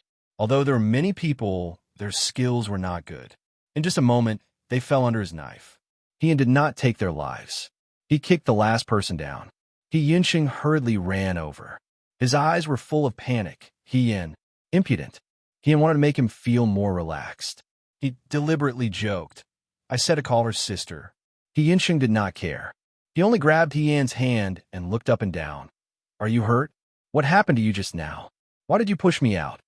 Your small body is not enough to block the knife. Yin said, go and get the torch on the wall. I want to ask a few questions. Yinxing was still a little nervous. Yin urged him a few times before he went to the wall to get the torch. Yin took the torch and walked to the nearest person. He squatted down in front of him. At first glance, he was stunned. She did not attack the vital parts of these people. But this person's mouth was bleeding and he was motionless. At first glance, he was dead. She took the torch and looked at the remaining people. They were all the same. What happened? Yinxiang was very sensitive to killing people because of the Fanxing incident. At this moment, he saw that the people lying on the ground were not breathing. He could not help but panic. Why are these bandits all dead? You clearly. They put poison in their mouths. When they were caught, they bit the poison and killed themselves. Yin stood up. Under the light of the torch, his eyes were very bright. They're not bandits. They are men of sacrifice. Men of sacrifice? Yinxiang was stunned. Men of sacrifice. Why would they come to kill us? No, to kill you. Just now, when Yin pushed him out, those people did not take the opportunity to take his life. Instead, they kept pestering Yin. But Yin had been in Liangzhou all this time. He just returned to Shuajing not long ago. He did not have any enemies. Why would someone deliberately want to take his life? At this time, the sound of people and horse hooves came from outside. Accompanied by the light of the fire, a large group of people ran over with torches. Yin looked up and saw that it was the city guards. Thinking about it, Yinxing's loud shout just now had alarmed the surrounding people. Some of the smarter ones went to look for the nearby city guards. What happened? The leading soldier dismounted from his horse. When he saw the corpses on the ground, his expression immediately became serious. Yinxing was afraid that they would suspect Yin and himself. He hurriedly said, Officer, when we just arrived here, these people jumped out and wanted to kill us. My sister fought with them. When these people saw that they could not beat my sister, they took medicine and killed themselves. The young man was still a bit nervous, but compared to the last time on the boat, he was much better. At least he could finish a sentence. Sister, the soldier looked at Yin suspiciously. A woman against so many men. The men were not her match? It sounded a bit unbelievable. Yin did not panic. He only took out the official seal from his chest. Marquis Wu and Yin. Hearing this, the soldier jumped in fright. He believed Yunxing's words by 70%. Who did not know about Marquis Wuan? That beautiful woman who was conferred the title of Marquis. She was also the sweetheart of the Right Army commander. So, it's Marquis Wuan. After confirming that the official seal was real, the soldier's attitude became much more respectful. Looking at the corpses on the ground, he still had some doubts. You're saying that these people ambushed you and wanted to take your life? Yin nodded his head. Does Marquis Wuan know who these people are? Yin shook his head. Since they are death soldiers, they are people who want to take my life. However, I don't have any enemies in Shuo City, so I have some doubts in my heart. Report it to the officials, she said. Yinxiang raised his head. This matter is not something that I can solve alone. There are actually people who dare to attack an official of the imperial court. If the one ambush today was not me, but a weak civilian, what would happen? Maybe the Shuo city defense is not enough, which is why they are so careless. The woman was usually very polite. However, when she kept her smile, she seemed a bit cold. In my opinion, let's leave this matter to the officials. What do you think, sir? The soldier wiped the cold sweat off his forehead and smiled. Of course. Chapter 210. While the coroner was examining the body, Hisui rushed over to the Yaman's main hall as soon as he heard the news. He rushed over as soon as he saw Hien. He grabbed Hien and looked at him from head to toe. Yin, are you okay? Are you hurt? Why are your clothes torn? Did they hurt you? Yinsheng stood at the side and said coldly, "Those who hurt her are all dead. Father, why are you so worried?" Hisui saw Yinsheng standing at the side with a nonchalant look on his face. He slapped him on the back and scolded, "Why did you ask your sister to bring you home for no reason? Don't you know that your sister is a girl? What if something happens to her? Is this how you protect your sister?" The Yaman officer standing at the side, Hien said, "Father, I'm fine. Those people were not after Yinsheng. They were after me. Moreover, I can protect myself. Yinsheng, on the other hand, should be more careful when going to and from school. It's better for me to pick her up." Yinsheng snorted. "You should take care of yourself." He was still a little angry at Hisui's biased actions, although he did not really care. At this time, someone came in from outside. It was Xiaoju. He had rushed back directly from outside and looked travel-worn. As soon as he entered, he brought with him the chill of early winter. Xiaoju walked in and asked Yin what happened. Yin shrugged. "I was picking up Yinsheng from school and encountered assassins on the way home. However, these assassins seemed to be suicide soldiers. I did not kill them. They all took poison and committed suicide. The coroner is examining the bodies now. I don't know what exactly happened." Suicide soldiers. Xiaoju frowned slightly. The first thing he thought of was Su Jingfu's people. However, Su Jingfu's people would not be so stupid. If Yin really died, this marriage would be annulled. Xiaoju could also find another noble lady with a good family background. This way, their plans would all fail. Even if it was for their own interests, Su Jingfu would not kill Yin at this time. Su Jingfu's people were the same. Were they Yin's enemies? The Yaman officer wiped the sweat off his forehead. Marquis Wuan alone was difficult enough. Now, General Fengyan personally came to inquire about this matter. If this matter was not investigated clearly, everyone's job would be lost. "Are you injured?" Xiaoju asked again. Yin opened his arms and turned in a circle to show him that he was unharmed. "Don't worry. In any case, I'm the #1 Liangzhou guards. These people are not enough for me to fight." Xiaoju saw that he was alive and kicking and felt slightly relieved. When Fei Nu received the news, he was with Lin Shuanghe to see the two dying brothers that day. When he received the news, he immediately rushed over. Shuajing could not be compared to the Liangzhou guards. If the Liangzhou guards could kill a person, it would be the harsh climate, the harsh environment, and the cruel and domineering Yudo. In Shuajing, there were countless ways to kill a person. He did not want Yin to be involved in unrelated quarrels because of his relationship with him. However, this assassination attempt was extremely strange to begin with. Emperor Wenxian had just bestowed the marriage, and he acted as if he could not wait. This was not Su Jingfu style at all. The coroner walked over while wiping his hands. He first saluted Yin and Xiaoju before saying, "There were a total of 7 people who died. They hid wax pills in their mouths. The wax pills were sealed with a strong poison. They died upon entering the mouth. These people did not have any fatal wounds on their bodies. They took poison to commit suicide. Taking poison to commit suicide proved that their deaths had nothing to do with Yin. Yin was not the one who killed them. This also proved that these people came prepared. They were indeed death soldiers. Who were the other party?" Yinsheng could not help but ask, "Why would they want my sister's life?" Another Yaman officer stepped forward and said, "We checked the bodies of these assassins. We found a banknote on one of the assassins."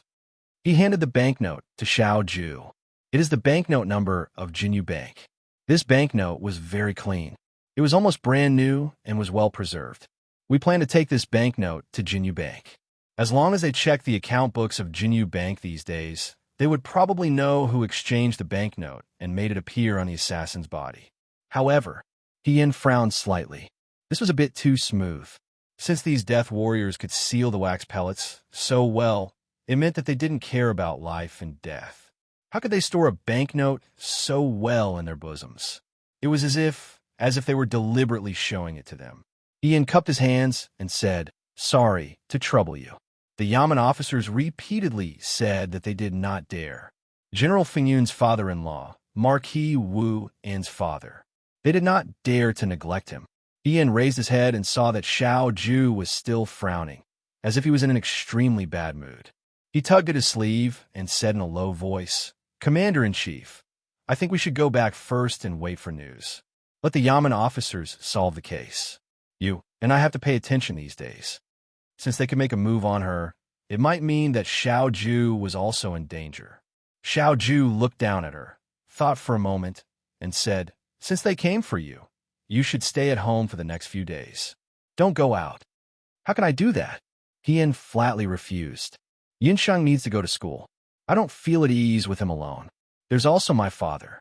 I'm afraid that those assassins will target them. The two of them are not as good as me.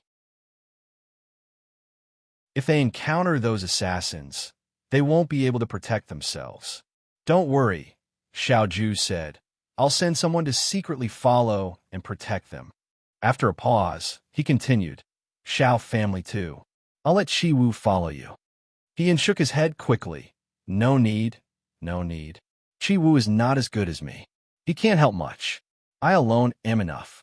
Besides, those people won't dare to be too presumptuous in broad daylight. They didn't succeed this time, so I don't think they will act rashly for the time being." After this, she still had to go to the Su family to gather information and find Mother Qin's whereabouts. It was really inconvenient for her to follow Qi Wu.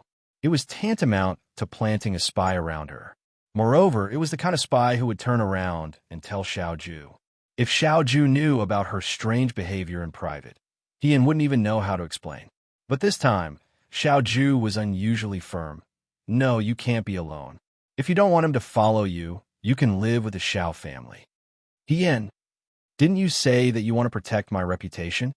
Xiao Ju said coldly. "Compared to your reputation, I'm more worried about your safety." He didn't know why, but he always felt that it was unnecessary for him and he swayed to appear here. Ian thought for a moment and made a choice between the two options. In the end, he said, "All right, then let Qi Wu follow me." If she was in the Xiao family, she was afraid that she wouldn't even be able to leave the house. In the He family, although Qi Wu was there, she could just sneak out and get rid of Qi Wu. Although it would take a lot of effort, it wasn't completely impossible. Xiao Ju finally gave up, because it was getting late, and today's incident happened suddenly. After talking to the officials, Xiao Ju sent them back to the He family. She left Qi Wu and a few bodyguards behind before she left. After Xiao Ju left, Ian washed up and went back to his room. Qing Mei cooked porridge, but no one was in the mood to eat today, so they went to bed early. Qi Wu and a few bodyguards were keeping watch at night, so Ian didn't have to worry too much. After he got on the bed, he looked at the canopy and his heart was filled with thoughts. Actually, when those assassins committed suicide by swallowing medicine, Ian already had a suspect in his heart after finding out that they were death warriors. He was afraid that the person behind the scenes was either He Rufei or Su Zhiheng. Her appearance at the celebration banquet must have scared Su Zhiheng out of his wits and also made He Rufei suspicious. Perhaps they wanted to test her background, or perhaps they wanted to go all the way and kill her. Other than these two people, Ian couldn't think of any other enemies. However, she didn't expect that these two people would be so bold and dare to make a move in broad daylight. Were they sure that she didn't know the whole story, so they were so bold? However, He Rufei and Su Zhiheng didn't know that she was Yin and knew the whole truth. This move allowed her to figure out their background.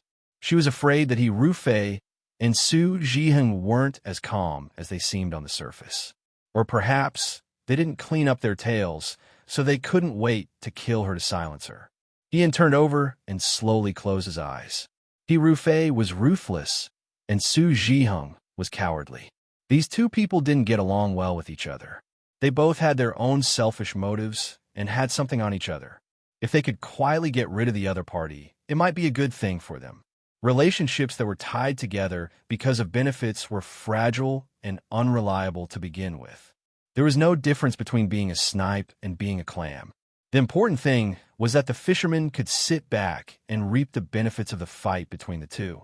She didn't know if it was because of her relationship with Marquis Wuan or because of Xiao Ju, but the Yamen acted very quickly. In less than 2 days, Yin was notified to go to the Yamen that the mastermind behind the assassination had been found.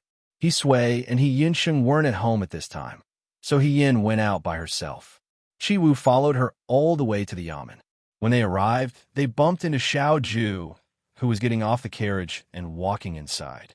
"Governor, why are you here?" Yin asked curiously. "They also informed you?" Xiao Ju nodded. Yin didn't say anything else. She only thought that the people in the Yamen were really lackeys.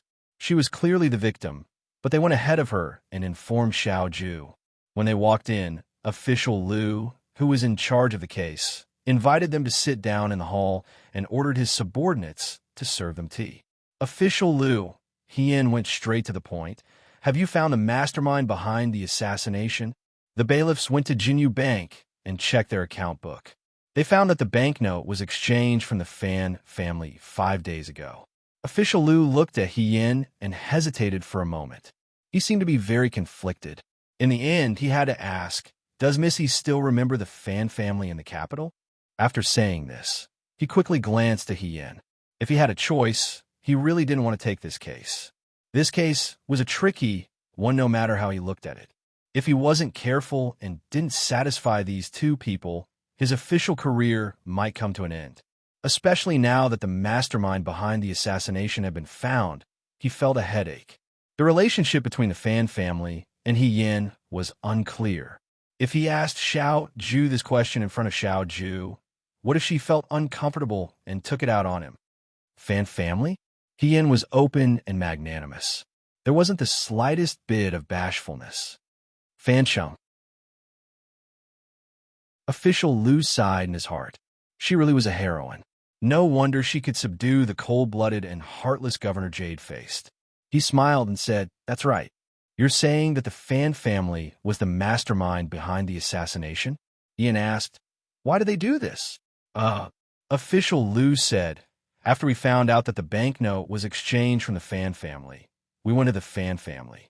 In Lady Fan's room, we found a poison that was exactly the same as the one in the assassin's wax pills. Lady Fan's personal maidservant told us the truth.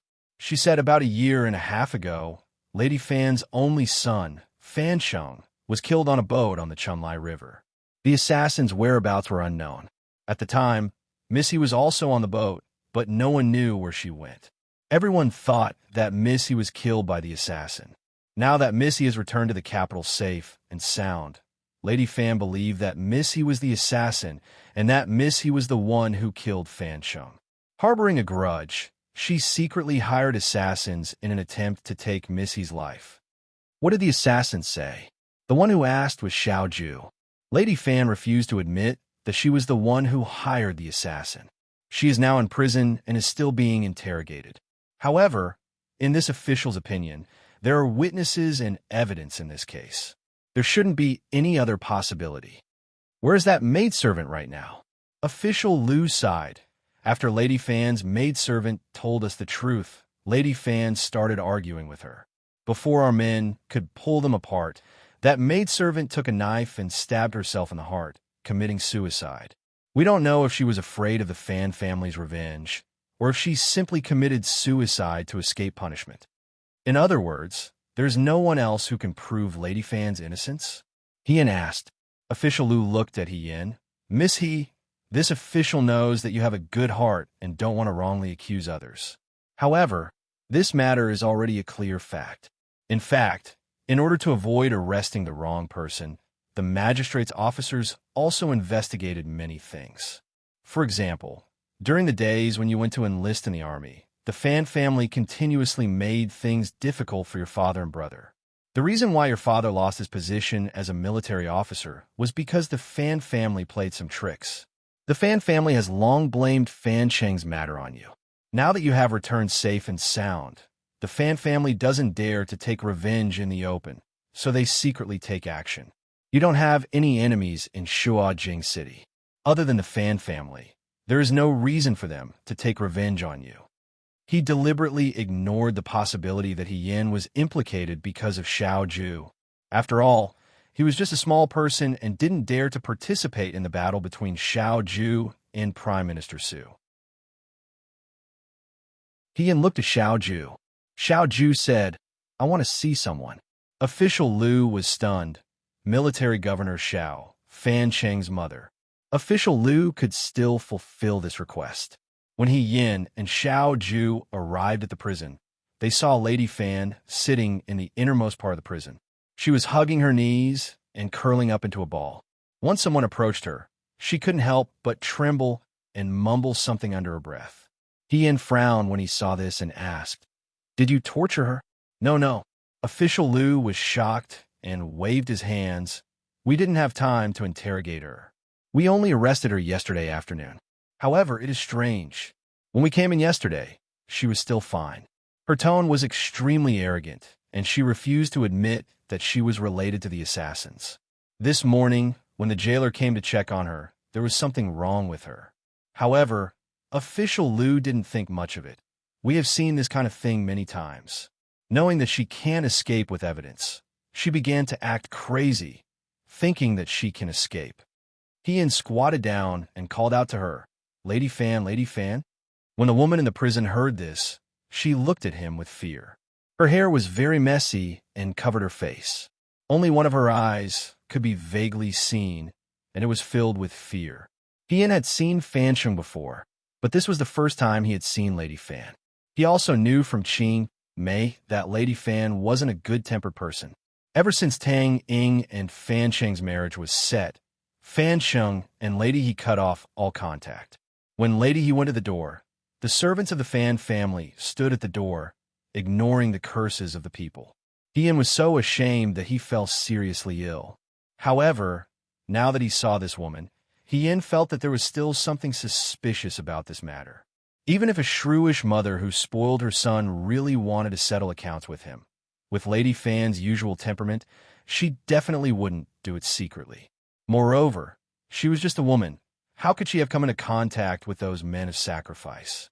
Even if she really did hire assassins, why would she be stupid enough to put the poison in her room and not quickly destroy it? Why would her personal servant betray her master? Since she was afraid of being implicated, she simply didn't say anything. She even had the courage to die, so why would she commit suicide? Now that there was no evidence and Lady Fan was acting crazy, He Yin glanced at the woman in the prison. Was she really pretending to be crazy? Official Lu looked at He Yan's actions, and his heart broke out in cold sweat. This Marquis Wen really didn't avoid taboos. In front of her own fiancé, she dared to show such concern for her former lover's mother. Even if the other party wanted her life, she was magnanimous and didn't care. However, from Fan Cheng to Xiao Ju, the He family's eldest daughter's foresight had indeed improved by leaps and bounds. He Yin stood up. "Let's talk outside." The few of them walked out of the prison. "Miss He, Military Governor Xiao, this case, she's not the murderer." Without waiting for Official Lu to finish, Xiao Ju interrupted him. Official Lu froze for a moment, but the evidence is already complete. The so-called evidence is the evidence that the murderer wants you to see. If you continue to try the case like this, I'm afraid you'll fall into the murderer's trap, Xiao Ju said. Official Lu's heart was incomparably bitter. He just wanted to be an official peacefully and quickly close this case. It wasn't easy to have witnesses and material evidence, so the case could be closed as soon as possible. However, Xiao Ju refuted it with one sentence, so there was no end to it. However, he didn't dare to voice his complaints in front of Xiao Ju. Official Lu thought for a moment. But if it's not Lady Fan, then who could it be? The clues are cut off here. The only thing on the assassin's body that can be used to identify her is that banknote. We can start from Fan family.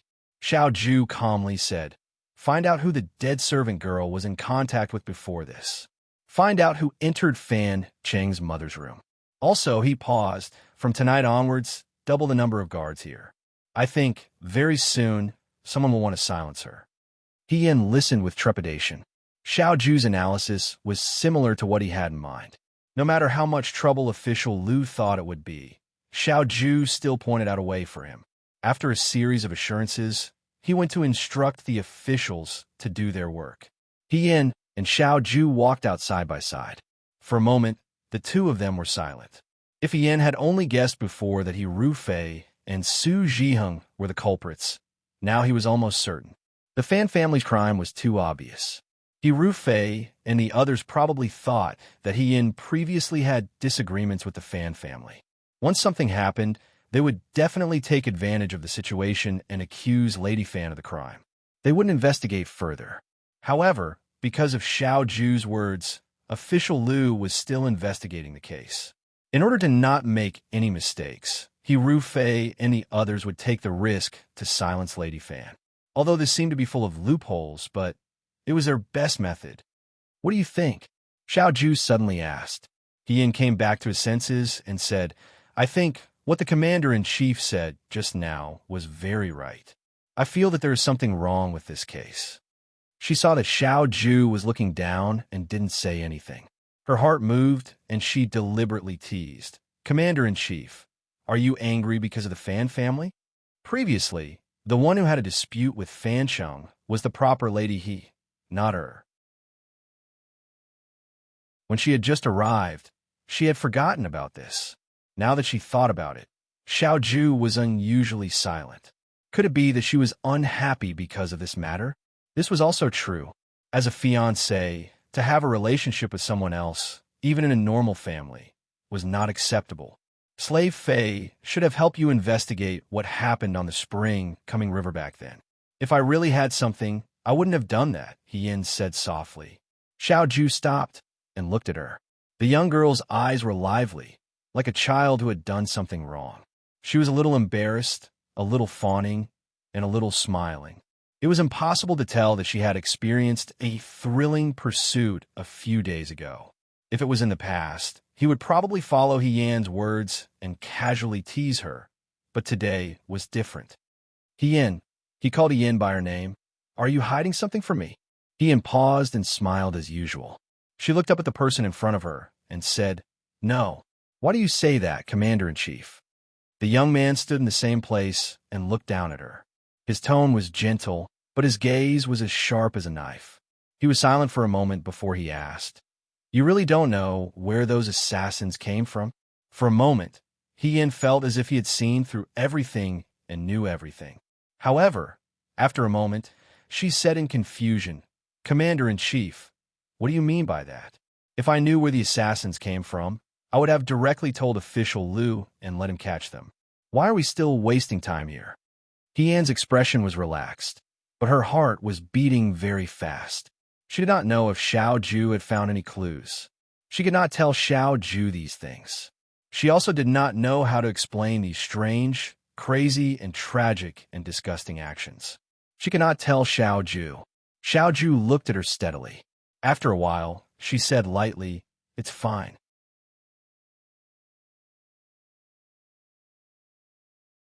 Chapter 2:11. In the next 2 days, Yan waited for news from the Su family's Fu Wang. Unfortunately, he didn't know if it was because Su Zhiheng was also searching for Qin Momo's whereabouts, but Fu Wang's search didn't go smoothly. At the same time, on the night that Yan and Xiao Ju met Lady Fan, there really was someone who snuck into the prison to silence them. Because of Xiao Ju's reminder, Official Liu increased the number of guards in the prison. The assassin didn't succeed, but the jailers weren't able to catch the masked assassin. Even so, Lady Fan was still crazy. Official Liu didn't dare to lightly punish her. The Fan family and the servant girl who tried to commit suicide were still being investigated, so the case was at a standstill. Yan was assassinated that day in the streets. After the city guards arrived, many citizens gathered their courage and came to watch. Yan revealed his identity, so this matter couldn't be hidden. The next day, everyone in Shuajing knew that Xiao Ju's fiancé, Marquis Wuan, had been assassinated in broad daylight.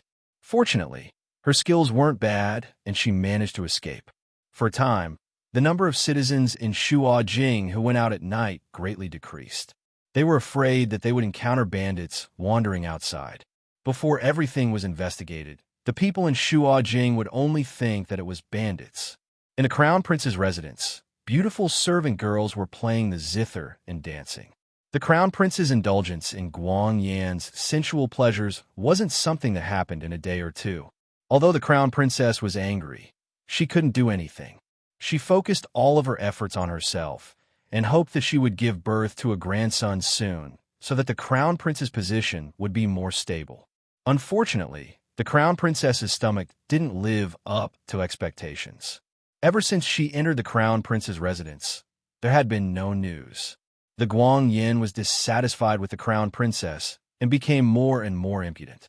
Now, in the entire residence, there was no one who could discipline him. Today, the crown prince hosted a banquet and invited Prime Minister Su. Chu Zhao was also present.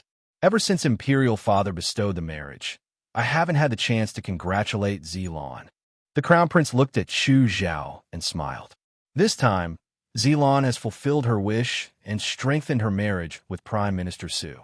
It is a wonderful thing. Congratulations. Finished speaking, he raised the wine cup in his hand to Chu Zhao. Chu Zhao hurriedly picked up the cup in front of him and repeatedly said that he didn't dare. Then, he drank the wine in the cup. Now that Xiao Huaijin has returned to the capital, Guang Yin sighed. The emissary of the Wutuo kingdom will enter the capital in a few days. Xiao Huaijin would certainly do everything possible to obstruct the opening of the market in great way. But now that most of the people in the court are on our side, Ben Gong isn't worried. After a pause, a trace of ruthlessness flashed through the crown prince's eyes. Ben Gong is worried about Lao Si. If Xiao Huaijin joins fourth brother. In the imperial court, although Guang Shui did not have as many connections as Guang Yin, and Concubine Lan's family was not as powerful as Empress Zhang's, they had a natural advantage that they did not have: Emperor Wenxian's favor. Emperor Wenshuan doted on Guang Sha, and several old and smelly pieces of hard shirtu in the imperial court also secretly supported the fourth prince's Guang Sha. The fourth prince is mediocre. You don't have to worry, Your Highness, Minister Su said with a smile. That kid is useless, but the crown prince narrowed his eyes. He's always an eyesore. Most likely, although no one in the imperial court said it explicitly, everyone was well aware that his ability and character were not as good as Guangshua's. Even his own people thought so. Even this old fox in front of him. The crown prince's gaze swept past Minister Su, and he thought of another interesting matter. Xylan. The crown prince suddenly looked at Chu Zhao. I heard that you have a servant girl who is beautiful and clever. Is that true? Chu Zhao heard this and felt as if a basin of cold water had been poured over his head. Slowly, it turned to ice. However, he did not show it on his face. He respectfully replied, That is true. If you have such a beauty, why don't I see her by your side? The crown prince asked with a smile. However, there was no smile in his eyes. Why? Of course, it was because if the crown prince saw Ying Xiang by his side, it would be impossible for her to continue staying in the Chu family. For a long time, with the crown prince's Guang Yin personality, as long as there was a beautiful woman, he would kidnap her and bring her to his fu. Ying Xiang's appearance would only bring her trouble. This girl's hands and feet are not clever, and because she is too beautiful, it is not convenient to keep her by my side. This lowly official has always had her stay in the fu and do some rough work. Hearing this, the crown prince laughed loudly. Xylan, you are wasting God's gift. You don't know how to care for women. In the future, when you marry Ping Ting, you need to change. Otherwise, Minister Su will not be happy. Su Jingfu only sat to the side and drank tea with a smile. It was as if he did not hear the crown prince's words. Chu Zhao appeared to be at a loss. Since it is a waste to keep her in your fu, why not give her to me? The crown prince said nonchalantly. I lack such a clever servant girl. The Eastern Palace is not lacking in food to feed one more person. What do you think? Chu Zhao paused and raised his eyes to look at the Guang Yin. The zither music in the hall had stopped at some point, and the dancing servant girls had quietly retreated. In the silence, the air was stagnant like sticky blood, and there was a nauseating feeling of suffocation. The young man's face could be considered handsome, but it was unknown whether it was because of excessive indulgence. But there were obvious dark circles under his eyes. When he looked at people, there was always a trace of ruthlessness and mania. Even though there was a smile on his face, there was a trace of contempt in his eyes as he stared at Chu Zhao. That was disdain from the bottom of his heart. It was the contempt of a superior looking at Nat. "What?" the crown prince said jokingly. "Could it be that Xylan can't bear to part with her?" Su Jingfu only looked at the teacup in front of him and did not say anything. Chu Zhao stood up and walked to the crown prince. He bowed down. "How could Xylan dare? Ying Xiang was chosen by your highness to serve your highness, and it is Ying Xiang's fortune. It's just that this servant girl is clumsy, and I'm afraid she will offend your highness. Since your highness has decided, when this official returns to the Fu, I will immediately send Ying Xiang over." His respectful attitude clearly pleased the crown prince. The crown prince waited for Chu Zhao to kneel for a while before he stood up and helped him up. He smiled with satisfaction. "There is no need to bow. You're someone close to me. After she is sent to the Fu, I will take good care of her." Chu Zhao expressed his loyalty again, and after the crown prince was greatly pleased, he returned to his seat and sat down. There was good wine and delicious food on the long table. He held his chopsticks and drank with a normal expression. It seemed that he was not affected by this matter at all, but when he stopped drinking, his gaze fell on Su Jingfu beside him. The old man's face was kind and affectionate, and he seemed to be somewhat open-minded. He looked over with a smile, just like his master's gentle smile when he became his disciple. Chu Zhao also returned a smile to Su Jingfu and raised his cup to congratulate him. If one looked carefully, one could see that the fingertips of his other hand under the table were embedded in the palm of his hand, and there were traces of blood that were neither deep nor shallow. By the time they returned to the Chu family, it was already very late.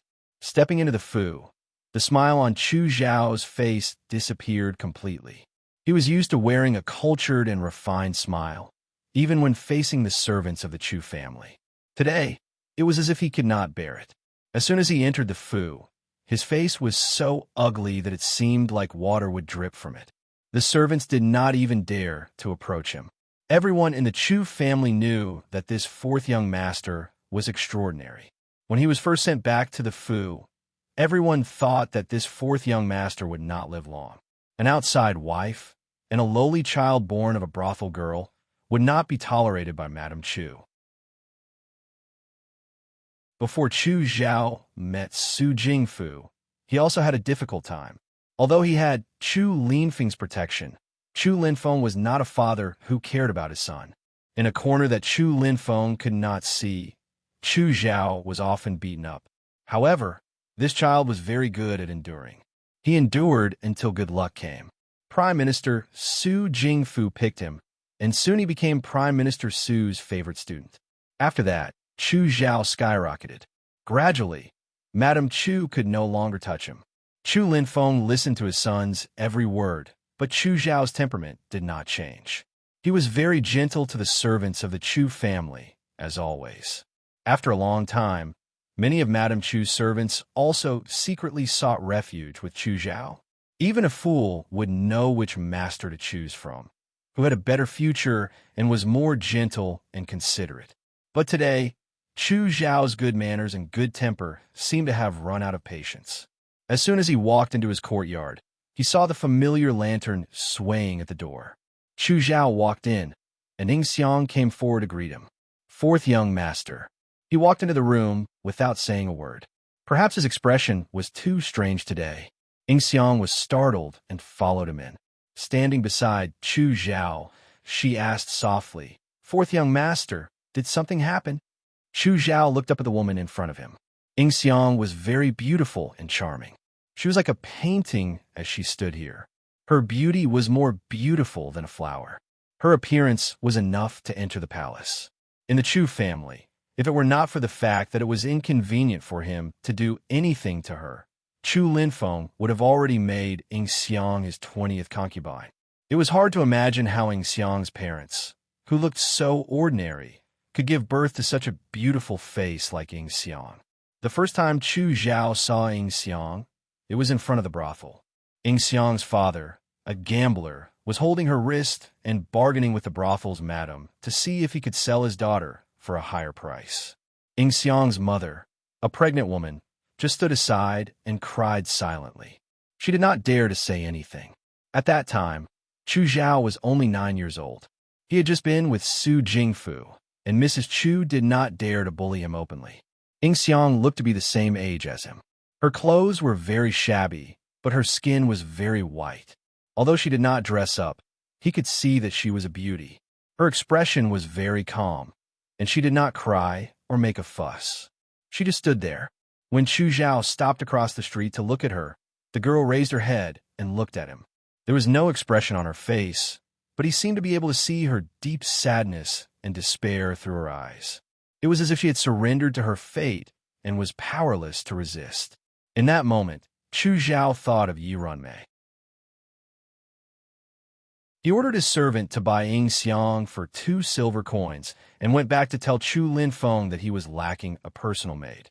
Chu Linfeng thought that Chu Zhao had other thoughts. He was a romantic, so he was not angry at his son's behavior. Instead, he was very appreciative of it. From then on, Xiang stayed by Chu Zhao's side. In these years, Xiang did not talk much. What was different from her beautiful appearance was her quiet and obedient personality. She was also becoming more and more beautiful.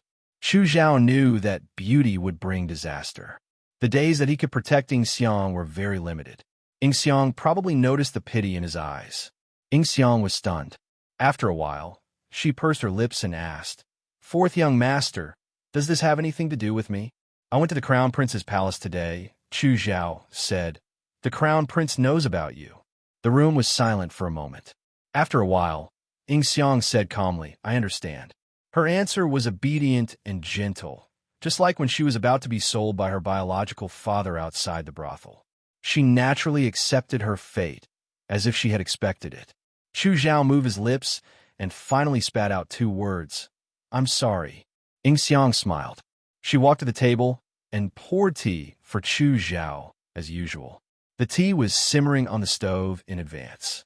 This way, when Chu Zhao came back, he would drink hot tea. On such a cold day, he needed to drink hot tea to warm his stomach. She handed the teacup to Chu Zhao and said softly, "I've been with fourth young master for so long. I'm satisfied. In the future, when I'm not here, please take care of yourself." Chu Zhao took the tea and didn't say anything. Xiang knelt down. "For so many years, I'm indebted to young master for taking care of me. Xiang has nothing to repay you with. Before I leave, I'll kowtow to young master." She lightly kowtowed 3 times to Chu Zhao. Each kowtow seemed to weigh more than 1,000 gold pieces. After the last kowtow, she bowed down for a long time and didn't get up. Chu Zhao didn't stop her. After a long time, Xiang stood up again and bowed to Chu Zhao. "Then I'll go back to my room to pack. Take care, young master." After she finished speaking, she was about to leave. "Xiang." Chu Zhao called her name. Xiang stopped in her tracks and turned around. A glimmer of hope suddenly appeared in her eyes. That hope was hidden, but in the night, it was brighter than the stars. Chu Zhao avoided her gaze, as if he couldn't bear to look at her. After a moment of silence, he spat out 2 words. "Take care." Ian didn't know about these matters in the Chu family. These days, all of her attention was focused on the Su family. Money makes the world go round. With the help of money, Fu Wang was able to find Nurse Qin's whereabouts a few days earlier than the 8 or 9 days he had previously said.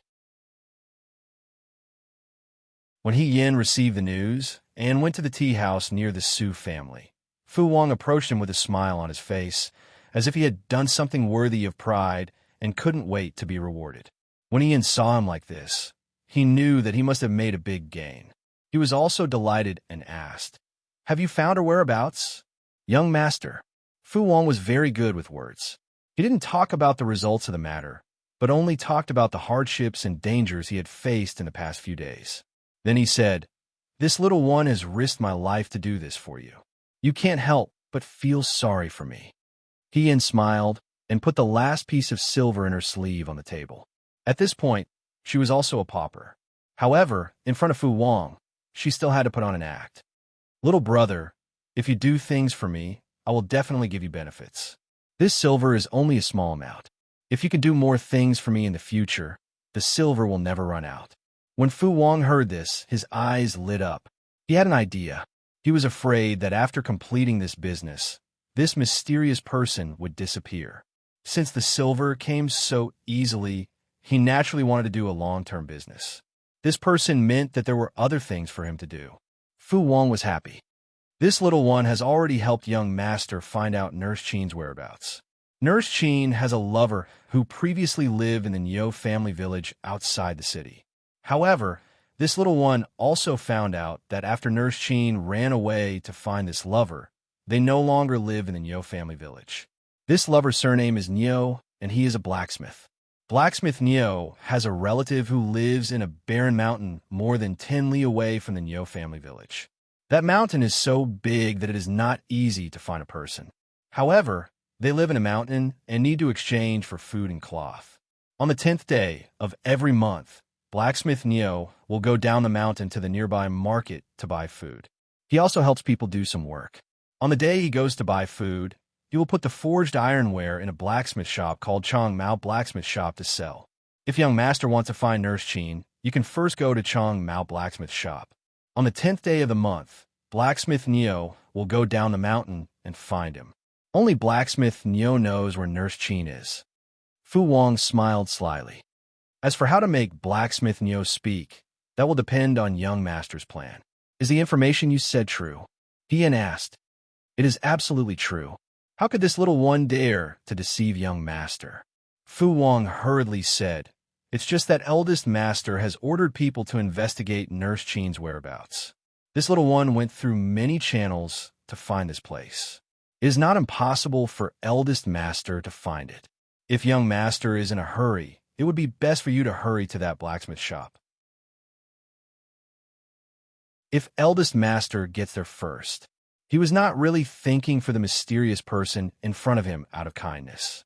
He was just afraid that the mysterious person would not be able to find Nurse Qin and disappear. In the future, he would not be able to earn money so easily for him to spend. Ian was also a little excited. She originally came to the Su family to look for evidence. She did not expect to find a living person. Now that Fu Wang had inquired so carefully, it was really a pleasant surprise. You have done well in this matter. Receiving praise, Fu Wang was overjoyed. It was as if he was looking at a steady stream of shiny silver flowing towards him. He said without thinking, It is this little one's fortune to work for young master. If young master has anything else to say, please do not hesitate to tell me. This little one is not good at other things, but my legs are a little diligent. If I can help young master, that would be great. It would have been better if he did not say this. Once he said this, Ian really thought of another matter. She hesitated for a moment before asking, Do you know if there's been anything wrong with the current Su family's young mistress recently? Young mistress? Fu Wang was stunned. He felt that the person in front of him was more and more unfathomable. Previously, he said that concubine he was his former lover. Could it be that this Su family's young mistress also had some unclear relationship with him? If that was the case, wouldn't his eldest master's head be covered in green clouds? For a moment, Fu Wang sympathized with Su Jiying. Ian did not know that the servant's mind had already wandered 100,000 miles. She only asked, You don't know young mistress Su's situation? This little one is only a gatekeeper, Fu Wang said with a smile. Young mistress's courtyard is filled with servant girls and older women. There are very few servants. If young master really wants to inquire, this little one can also run errands, but what? Ian asked. That day, not long after he bumped into Madame He and he's sheening at Yu Hua Temple, she encountered an assassin. Ian thought about it and felt that He Rufei was definitely involved. Although He Sheening did not know anything, with He Rufei's cautiousness, he might not let her go. Although he did not spend much time with his younger sister, Ian did not want anything to happen to her. However, young mistress seems to be tired these days and has not gone out much. When Madame went out, she did not take her with her. Fu Wang said. Ian's heart tightened. Madame Su did not take He Sheening with her when she went out. Originally, it was not a big deal. but after she went to Yuhua Temple. He Xining could not help but guess that He Xining was under house arrest by the Su family. Fu Wang. He Yin looked at the servant in front of him. I want you to do one more thing for me. Keep an eye on young Mistress Su. If something happens to young Mistress Su, or if there are any problems, please go to the tea house and find the freckled waiter and inform him. Although Fu Wang was doubtful, he still nodded. Okay. After the matter was settled, the two parted ways. He Yin left first, followed by Fu Wang. When Fu Wang left, he didn't notice that in front of a silk cloth shop on the opposite side of the street, there was a figure hiding behind a pillar in front of the shop. It was only after his figure disappeared that the figure came out. It was a woman in black. At night, the door to the Xiao family study was opened, and someone came in. Xiao Ju hung the sword back on the wall and took off his outer clothes. Just as he turned around, someone knocked on the door. Come in. The person who came in was Luan Ying, dressed in black. Xiao Ju did not look at her and walked to the table. There was a stack of letters on the table. He picked up a few and flipped through them. Luan Ying said, the matter that young master asked this subordinate to inquire about. There are already some clues. The young man was taking out a piece of paper. Hearing this, he did not raise his head and only said, How is it? Luan Ying was somewhat hesitant. Xiao Ju's hands paused, and he glanced at her. It was this glance that made Luan Ying make up her mind. She said in a low voice, This subordinate has been waiting at the Su family's door for 3 days. Today, Missy came. The room was so quiet that a pin drop could be heard. Miss He and the Su family's doorman sat in a nearby tea house for an hour before leaving. This subordinate asked the tea house's waiter. Before this, they had already met several times. Xiao Ju threw the letter in his hand on the table and sat down on the chair. He looked at her and said, What did you find? The doorman is called Fu Wang. Recently, he has a lot of money in his hands and is looking for someone called Qin Mama in the Su family. Qin Mama was the wet nurse of He Wanru, Su Zhiheng's favorite concubine, but after He Wanru died of illness, Qin Mama disappeared. This subordinate guesses that Miss He gave Fu Wang a sum of money and asked Fu Wang to inquire about Qin Mama's whereabouts. But the strange thing is that the Su family's eldest son, Su Zhiheng, is also looking for Qin Mama everywhere. After Luan Ying finished speaking, she did not dare to look at Xiao Ju's expression. He Yin unexpectedly had an unclear relationship with the Su family. For Xiao Ju, this was definitely not good news. A woman with many secrets always made people suspicious. This person called Qin Mama seems to be very important. The young man played with the paperweight in his hand, under the shadow of the oil lamp. His expression could not be seen clearly. Have you found Qin Mama's whereabouts? Luan Ying nodded. I have.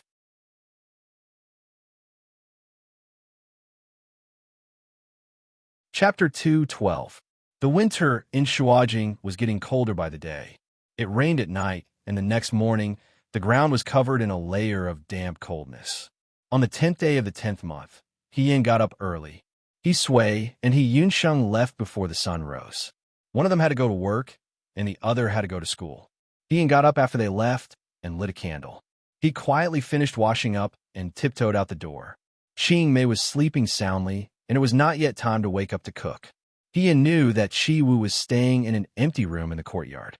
He was keeping watch in the first half of the night and resting in the second half of the night. However, this person was very quick-witted and was afraid of being discovered. He Yin used the skills he learned from his previous life in the vanguard and walked the short distance from the courtyard to the outside. Xiang Xiang looked at her as if he did not understand her actions. He Yin rubbed the horse's head. He Yinxing really loved this horse and specially bought a saddle for it. However, he was reluctant to ride it, and the saddle was new. However, she was going out of the city today, and she was so poor that she did not have the money to rent a carriage. She could only ask Xiang Xiang to give her a ride. He Yin mounted the horse and galloped out of the city under the hazy light of the winter morning. When a rooster crowed for the third time, Qing Mei yawned and got up to boil water. The water stove was placed outside the courtyard, and the kettle gurgled with steam. It gave off a bit of warmth in the cold morning.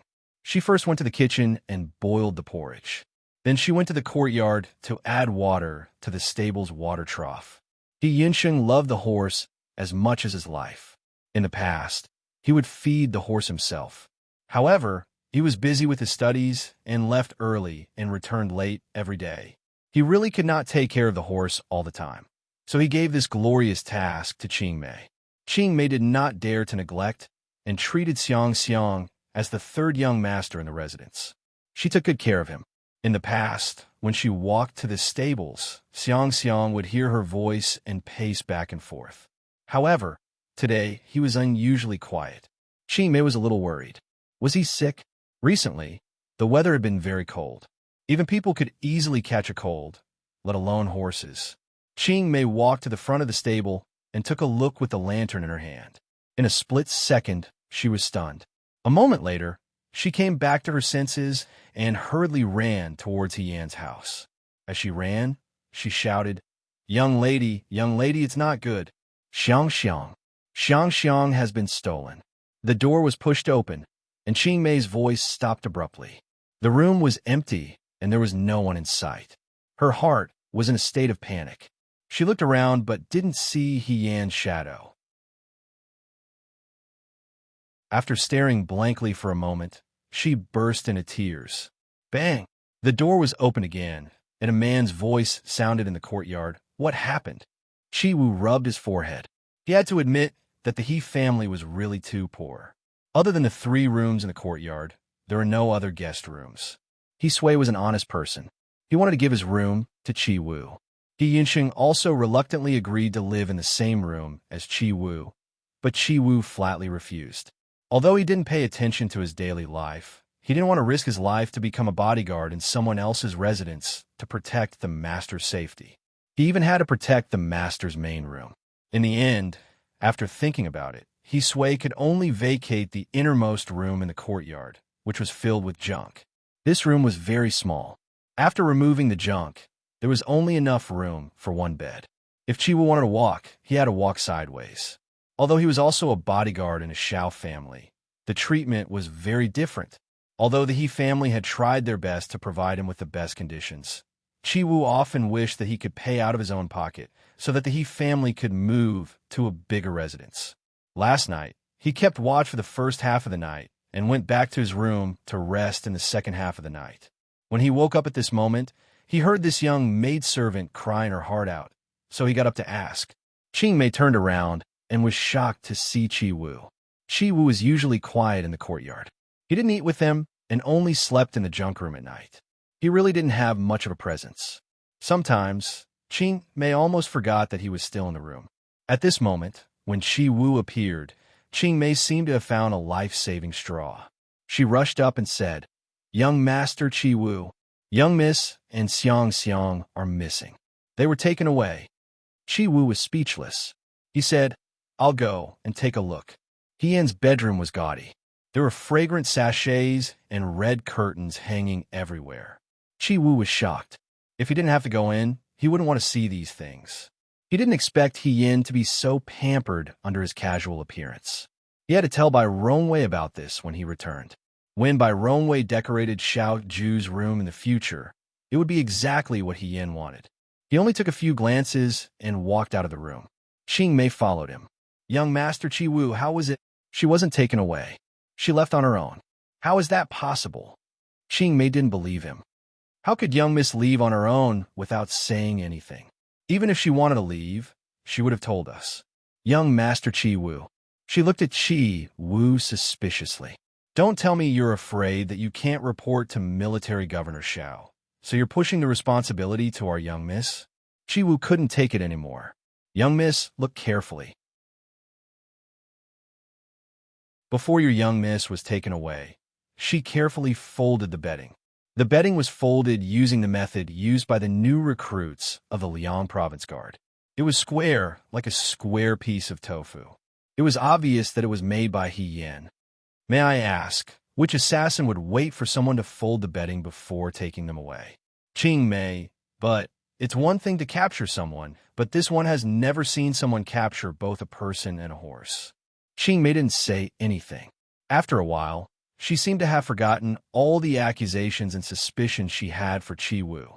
She asked politely, "Then young Master Qi Wu, Can you think of why young Miss left without saying goodbye? Forgive this one for not knowing. She was also angry. There was only Ching Mei and him in this courtyard. Looking at Ching Mei's silly appearance, he didn't need to go through so much trouble to sneak out of the Fu. Without a doubt, it was to prevent him from following her. Now that she was gone, if the young master asked about it later, he would definitely be in trouble. Hien left easily by herself, leaving him a mess of chicken feathers. He already knew that this trip to the He family wasn't going to be a good one. Sure enough, it was. What do we do now? Do we report to the authorities? Ching Mei was at a loss. She could only stare at the only person in front of her who could still speak. Chi Wu said, "No need. I'll go look for her." Since Hien snuck out, it was very likely that she was doing something she didn't want others to know about. It wouldn't be good to report to the authorities and blow up the matter. He had only taken one step when his sleeve was pulled. Chi Wu turned around to look. Ching Mei grabbed him as if she was afraid that he would leave without saying goodbye. "I'll go with you." "No need. I'm the only one in this courtyard.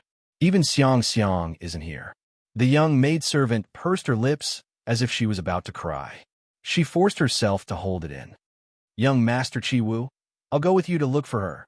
Chi Wu, he was helpless. All right. Hien could certainly guess how the family would be turned upside down after he left. However, she also believed that Chi Wu could appease Ching Mei, that crybaby. She had no other choice. If it wasn't for Mother Qing's good friend, Blacksmith Niu, who only went down the mountain to Chongmao Blacksmith Shop on the 10th of every month, she wouldn't have thought of this idea. She couldn't let Chi Wu go with her. She could only sneak out. As for other things, she would wait until she found Mother Qing and solve this matter first. Ever since Xiang Xiang came to the He family, Hien had been taking care of her. Occasionally, when he didn't have to go to school, he would take her to the nearby river to run. The little horse ran very fast. Hien left the city very smoothly. He asked the pedestrians along the way and finally arrived at the market at the foot of the Bear Mountain. This place wasn't as lively as the city. There was only one big market in the nearby villages and towns. On the 10th of every month, all kinds of businessmen would set up stalls here. Some were selling herbs, some were selling old clothes, and some were selling cattle and sheep. It was very lively and dazzling. Hien led the horse to a shop that sold wine. The shopkeeper smiled and greeted him. "Little brother, do you want to buy wine?" Hien dressed up as a man for convenience. He only smiled and said, "I'm going to make a pair of horseshoes for my horse. I heard that there's a blacksmith shop called Chongmao Blacksmith Shop nearby." "Shopkeeper, do you know where it is?" When the shopkeeper heard this, he pointed to a direction for Hien. "Follow this road and go straight. When you reach the end, look to your right. That's Chongmao Blacksmith Shop." Hien thanked the shopkeeper and led Xiang Xiang to the end. When he reached the end of the road, he turned around and saw a shop right in front of him. The words Chongmao Blacksmith Shop were scribbled on the shop. He untied the horse outside and walked in. There was only a white-haired old blacksmith sitting in front of an iron furnace. He was knocking on a black iron jar. "Master," Hien called out to him. The old blacksmith raised his head and looked at Hien, asking, "What do you want to make?" "Sorry," Hien said. "I'm not here to forge iron. I'm here to inquire about a person called Blacksmith Niu. I heard that he comes here every day on the 10th of every month. Has he already been here today?" Hien was not sure. Fu Wang only said that Blacksmith Niu would come every day on the 10th of every month, but he did not say when he would come. With Blacksmith Niu's cautiousness, he must have left after finishing his business. She left the city and came here. It was almost noon. Blacksmith Niu might have already been here and left. When the old blacksmith heard this, he stopped what he was doing. He stood up and took a handkerchief soaked in water. He wiped the stains on his hands and said, "Old Niu has not come today. However, he's late. This is the first time he's late." Hien asked, "Late?" "On the 10th of every month, in the morning, he will come here to deliver the goods. Old Niu's craftsmanship is very good." The old blacksmith said with some emotion, "I originally wanted him to come to my shop to help. The monthly salary is much higher than what he would get if he were to work by himself. According to the time, he should be here this morning to hand over the 10 iron sickles that I asked him to make last month." However, it's almost noon now. The old blacksmith looked at the sun outside and said, "He hasn't come yet. Maybe he was delayed by something on the way." Hien said this, but her heart sank. She was afraid that Su Jihung had already found Mother Qin's whereabouts before her. Therefore, she could not see Blacksmith Nyo now. Old Nyo is a reliable person. If there's nothing important, he won't be late. The old blacksmith asked Hien, "Gongzi, why are you looking for him? Ever since I met him, he has always been alone." Gongzi knows old Nyo. Hien smiled and said, "I don't really know him. I'm looking for him because I want to ask him about some things." The old blacksmith nodded and pointed to a wooden plank at the side. "Gongzi, please sit here. We'll talk when old Nyo arrives." Hien sat down. However, he did not expect that he would sit for an entire day. The sun gradually set and the sky began to darken. The old blacksmith finished his work for the day. He washed his hands and changed his clothes. He stood up and said to Hien, "Gongzi, it seems that old Nyo won't be coming today. The market is about to end. I'm going to close the shop." He tactfully indicated that it was time for Hien to leave. Hien's heart sank like a piece of shirt too. He forced a smile and said, "Okay." However, he was still worried and said to the old blacksmith solemnly, "Master, please don't mention today's matter to anyone. Blacksmith Nyo is the same. In a few days, I'll come again." After the old blacksmith agreed, Hien led his horse and left. The people in the market dispersed in twos and threes. There was only a mess left after the bustle during the day. A mother and son from a poor family were bending over to pick up the leftovers. The lanterns in the distance gradually lit up. Hien led his horse and walked slowly. It was hard for him to be happy. He originally thought that Fu Wang had found a clue and came here today to find Mother Qin's whereabouts from Blacksmith Nyo. However, he did not expect to find anything. For the past few months, Blacksmith Nyo would go to the blacksmith shop on time every month to deliver the goods. However, he did not come today. He waited from morning to night and disappeared. It was not a matter of time. Either Blacksmith Nyo took Mother Qin and moved away again, or he could not come back. Hien's eyes darkened. When he returned home, the house was already in chaos. Hisui was not back yet, and Yunsheng was preparing to go out. The whole family was noisy. When Hien led his horse back, Qing Mei was at the door. When she saw Hien, she thought that she had seen wrongly.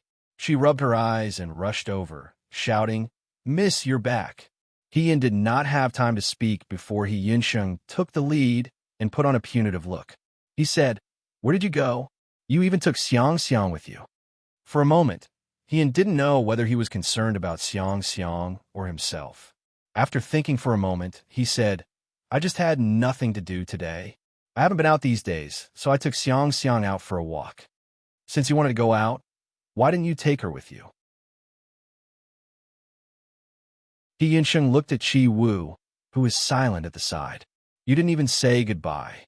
"Ah," He Yin pretended to be surprised. "I left a note on the table before I left. Didn't you see it?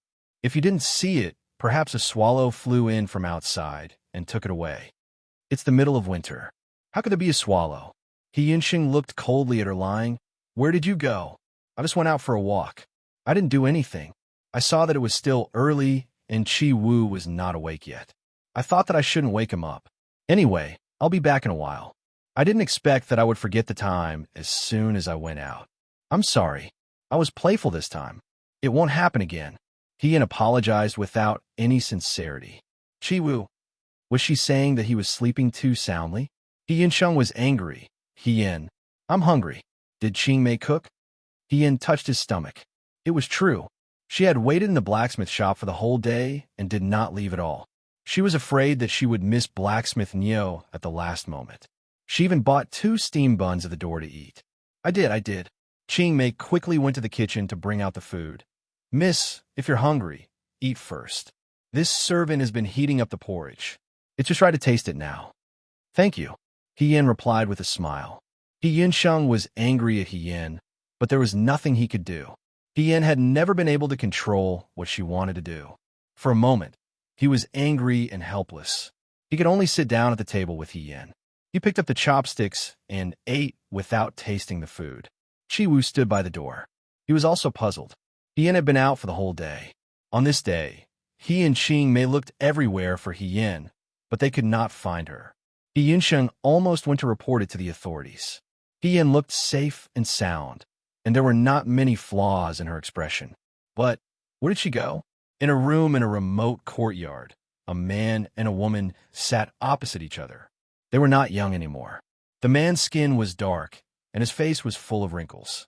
His fingers were dirty, but he was strong and strong. One look, and one could tell that he was a man who worked hard. The woman was in her 40s. Although her clothes were ordinary and unremarkable, her skin was tender, and she looked like a middle-aged woman. She did not look like she had suffered. The man was in a better state, but the woman looked particularly frightened. Their hands and feet were tied with ropes, and they couldn't move even half a step. Their mouths could still speak, but after calling for a long time, no one came to answer. "Old Nyo, what's going on?" the woman asked. Her voice was full of panic. This man and woman were Blacksmith Neo and his lover, Mother Qin, whom Yin was looking for. Blacksmith Neo shook his head. This man looked dull, but his eyes were sharp. He looked around and said, "Maybe they're from the Su family." Upon hearing the two words, Su family, Mother Qin's entire body couldn't help but tremble. She had entered the Su family with He Wanru.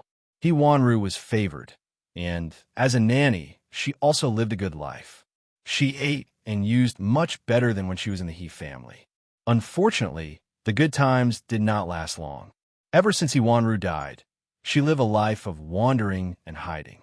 Mother Qin could not help but shudder at the thought of He Wanru's death. He Wanru was raised by her. Although she was a little arrogant, she trusted her nanny very much. Nanny Qin had reminded He Wanru before that some things were secrets, and the fewer people who knew about them, the better. If someone told you the secret without any concealment, it was not because they trusted you, but because you were already a dead person in their eyes.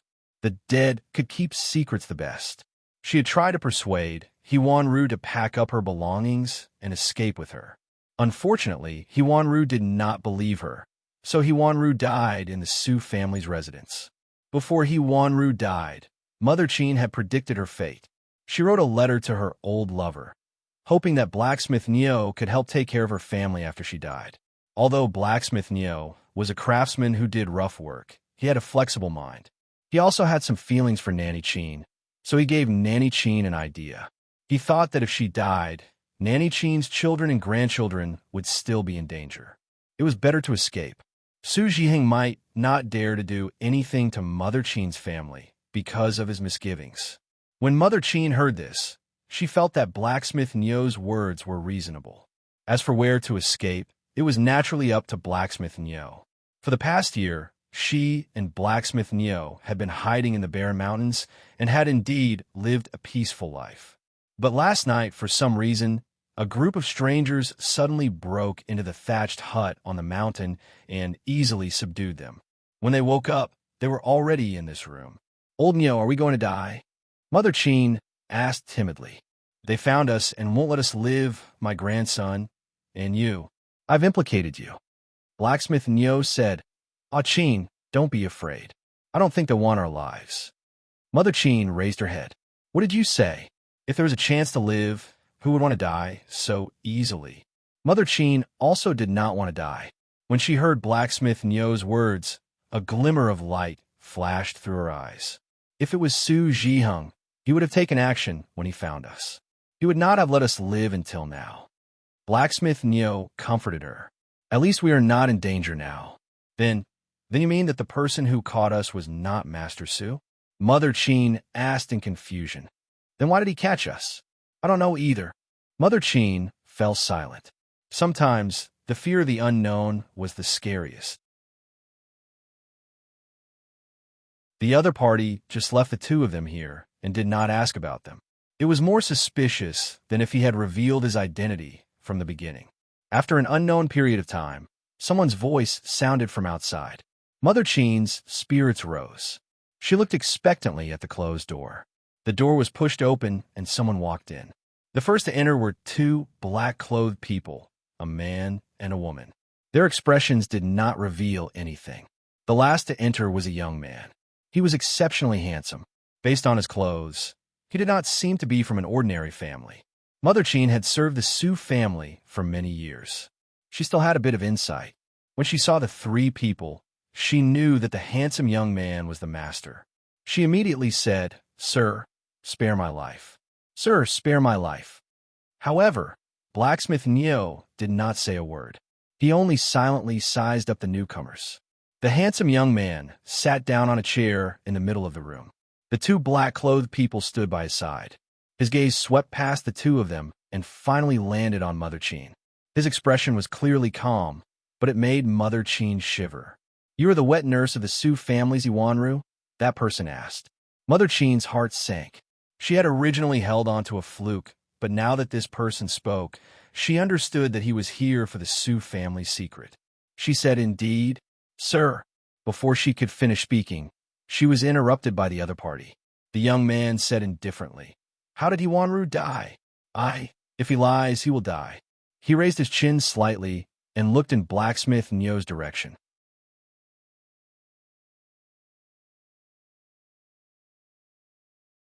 Chapter 213. Nanny Qin was stunned. This person was very young. He looked even younger than Su Jiang. However, when he looked over, his gaze was like a cold pool that chilled her to the bone. She had never seen this person before and didn't know his identity. However, her intuition told her that he was more dangerous than Su Jiang. Nanny Qin was a widow when she was young. However, she was beautiful when she was young. After her husband died, it wasn't like she couldn't get married. However, she wasn't willing to give her son to a distant relative. Other men were willing to marry her, but they weren't willing to raise a burden. Only blacksmith Neo was willing. However, Nanny Qin looked down on blacksmith Neo's status and thought that he was poor. Later, when she entered the He estate and her life became better, she gave up on the idea of marriage. However, there was an unclear relationship between her and blacksmith Neo. Nanny Qin originally didn't care much about blacksmith Neo. However, after Yuanru's accident, blacksmith Neo gave her a way out. During the days when the two of them went through thick and thin together, Nanny Qin did develop some true feelings for him. This young man hit the snake where it hurts. He immediately threatened blacksmith Neo's life. Nanny Qin was much more passive. She said, Concubine mother, he made a mistake and was punished by the madam. Concubine mother, his body was weak and couldn't endure it, so she passed away." After saying this, she looked at the young man and sized up his expression. The other party's expression was still indifferent and his voice was calm. "I don't have the patience to listen to your nonsense. If you think this person's life isn't enough, I can add the lives of Wuhan and his son." As soon as he said this, Nanny Qin cried out, "No." Wuhan was her son. This person threatened her with the lives of his son and grandson. The other party wasn't Su Jiang. If Su Jiang killed her son and grandson, he would still be afraid that Nanny Qin would fight to the death and reveal the truth. However, this strange man didn't seem to care. He didn't have any information on her, but he knew her like the back of his hand. Nanny Qin fell to the ground. In an instant, her heart was filled with despair. "Don't worry, I don't intend to take your life." He leaned forward slightly and stared into Mother Qin's eyes. There seemed to be a sharp glint in his clear, watery eyes. "Su Jiang's people have been keeping an eye on Wuhan and his son to force you to show yourself. But if you tell me what you know, I can save their lives." Granny Qin was shocked. This condition was too tempting. For the first time in her life, she was bold. "How can this servant believe you?" The other party smiled carelessly and stretched out his hand. The black-robed man behind him stepped forward and handed him a bracelet. The young man waved the bracelet in front of Mother Qin. Qin Mama was shocked. This bracelet was made by someone when her grandson was born. She even asked an eminent monk to consecrate it so that it could protect her grandson's safety and health. Now that she had fallen into the other party's hands, she knew that there was no way she could negotiate with the other party. The only thing she could do was to convince the other party to let her family and blacksmith Neo go. I'll tell you everything." Mother Qin mournfully said, "Concubine, he was executed by the eldest brother. The family law was just a cover. Concubine, he was locked up in a mansion and was afraid that outsiders would find out. She was fed medicine every day and passed away after a few days." The young man was not surprised and only asked, "Why did Su Jiheng execute He Wanru?" Because concubine, he made a big mistake and had to die." "What mistake?" Mother Qin's hand trembled. She took a deep breath as if she wanted to give herself a bit of courage. After a while, she said, "Because concubine, he killed young mistress."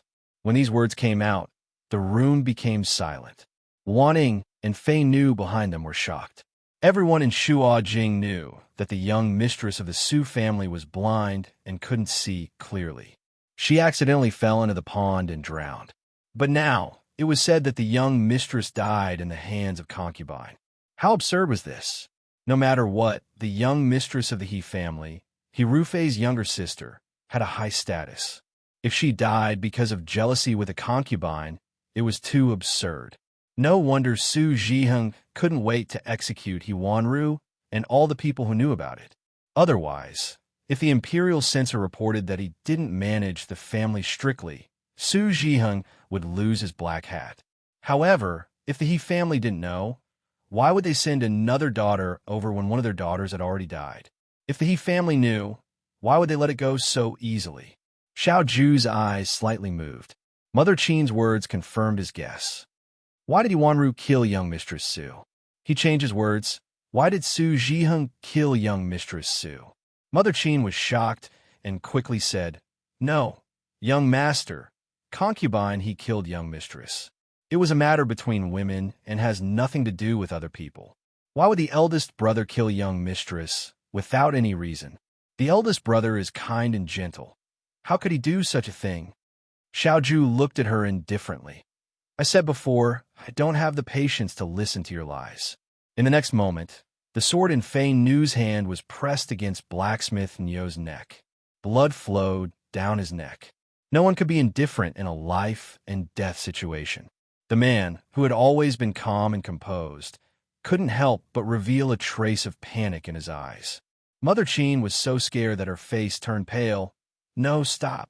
Fei Nu's sword didn't go any further. Xiao Ju said, "I'll ask one more time.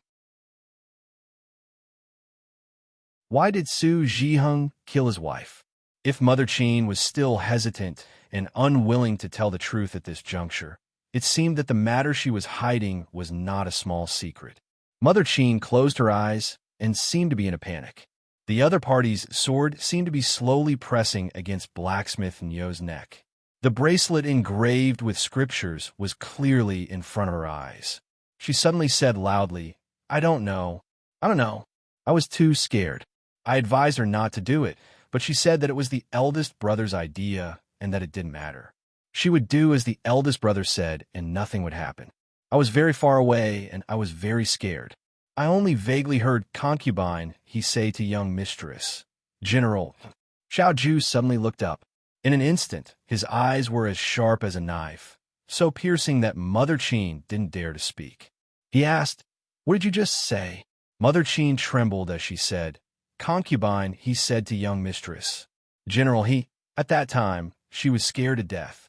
Although there were many swords in the residence that didn't see blood, Mother Qin had never directly touched a human life. Of course, she also wanted He Wanru's position in the Su family to be stable. However, Mother Qin clearly saw that with He Wanru's family background, she would never be able to become Su Jiheng's wife. Therefore, when He Wanru told her that she wanted to kill He Yin, Mother Qin was shocked and tried her best to persuade her to give up the idea. However, He Wanru steeled her heart and refused to listen to her. Mother Qin felt that it was strange. In the end, He Wanru finally revealed the truth. This matter was ordered by Su Jiheng, and the person who wanted to kill He Yin was Su Jiheng. However, He Wanru refused to say why Su Jiheng wanted to kill He Yin. She only said that it was a secret between her and Su Jiheng. At that time, Mother Qin had actually already realized that something was wrong. Unfortunately, He Wanru had been spoiled by her family when she was young and married into the Su family. Su Jiheng had a gentle temperament.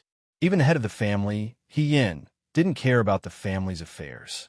He Wanru was ambitious and brainless. She didn't listen to Mother Qin's words. By the time Mother Qin wanted to do something, it was already too late.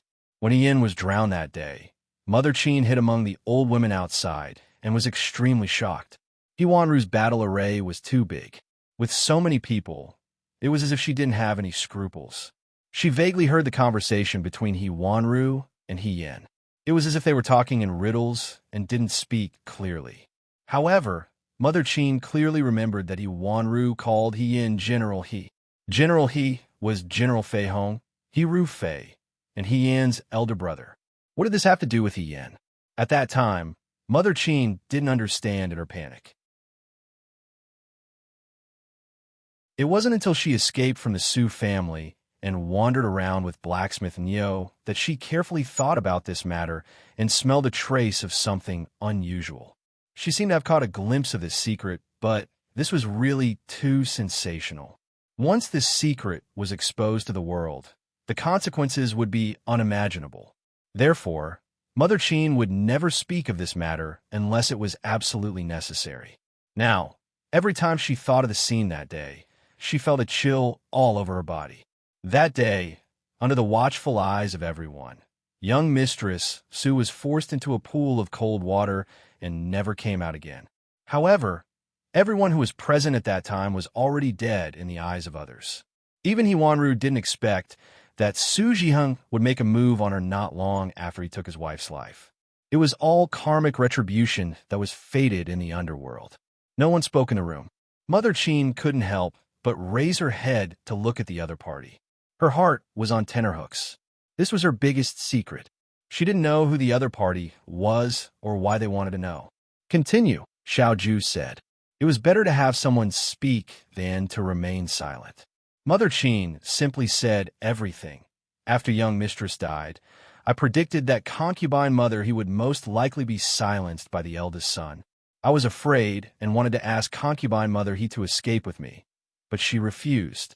At that time, all the servants in the residence, especially those who were present in concubine mother's courtyard that day, were forbidden from leaving the residence. When I escaped, I asked around and heard that all the servants in concubine mother he's courtyard had been replaced. They were all dead. My lord, as Mother Qin spoke, she wiped away her tears. This is all I know. Although I served concubine mother he before, concubine mother he refused to tell me why the eldest son wanted to kill young mistress. I'm only a servant of the Su family. I don't know anything. I beg you to let us go. Xiao Ju stood up and looked at the two of them, saying, "You two can stay here for the time being." Then he walked out of the room. The imperial bodyguards outside the door followed him in. Xiao Ju walked forward. This wasn't a Xiao family, but a courtyard. Wanning and Fei Nu walked beside Xiao Ju. They were both shocked. Xiao Ju walked to the end of the courtyard and stopped at the flower wall. He had already arrived. There were only green leaves on the flower wall. There were no red flowers. His voice fell in the wind, carrying a biting cold. Wanning, when was he Rufei and young Mistress Su's birthday? Wanning replied, it was the spring equinox. On that day, first Madam He and second Madam He gave birth at the same time. He Rufei and young Mistress Su were born at the same time. Their birthdays were all the spring equinox. After saying this, she and Fei Nu looked at each other and saw the surprise in each other's eyes. When they were in Jinling, they already knew from Hua Yuxian that He Rufei, at that time, was a woman. Now, He Rufei's actions in the Battle of Hua Yuan clearly indicated that he wasn't He Rufei at that time. Xiao Ju had always ordered Luaning to investigate the women who were close to He Rufei. But now, it seemed that there was no need to investigate anymore. Although Mother Qin only said General He, these three words were already very clear. He Rufei at that time, He Rufei who studied in the Xianchang school, He Rufei who went to the Cloud Pavilion with the other youths in Jinling, and He Rufei who had outstanding military achievements in the Fuyue army, was actually young Mistress Su's cousin who was born at the same time as He Rufei. And now, young Mistress Su was already dead. No one in the world knew this secret, so He Rufei became the real General Fei Hong. Continue to investigate everything related to young Mistress Su's life, Xiao Ju said. The relationship between Su Zhiheng and He Rufei may not be simple. Su Zhiheng should know about He Rufei and his cousin's identity swapping. Luaning nodded in agreement. Suddenly, she thought of something and hesitated for a moment before saying, "But young master, Missy bribed the Su family's manservant to ask about Mother Qin's whereabouts. I think it's because of this. He Rufei and young Mistress Su's identity swapping was a secret. So how did Missy know? And why did she investigate this matter?" He Rufei and the Su family both had their eyes on Missy. Previously, this subordinate thought that their real target was young master, but now it seems that this might not be the case. What role did Missy play in this? Luaning was much older than Xiao Ju and had practically watched Xiao Ju grow up. Many times, she was not as nervous about Xiao Ju as Qi Wu and Fei Nu. She said whatever was on her mind. Xiao Ju didn't say anything. On the other hand, Fei Nu couldn't help but say, "Miss He and young Mistress Su have the same name. That's just a coincidence." Luaning continued without thinking. "I've investigated. Miss He is Miss He. There's no substitute identity. Moreover, Miss He's name has always been this name. There's no other possibility. I originally thought that young Mistress Su might have a twin sister, but the age doesn't match. Moreover, the He family's neighbors can testify that Miss He looks like her mother. Therefore, Hien definitely couldn't be young Mistress Su's twin sister. Regarding Hien, let's stop here." Xiao Ju said, "I know what I'm doing." Fei Nu and Luaning looked at each other in dismay. No one had thought that such a simple matter would lead to so many follow-ups.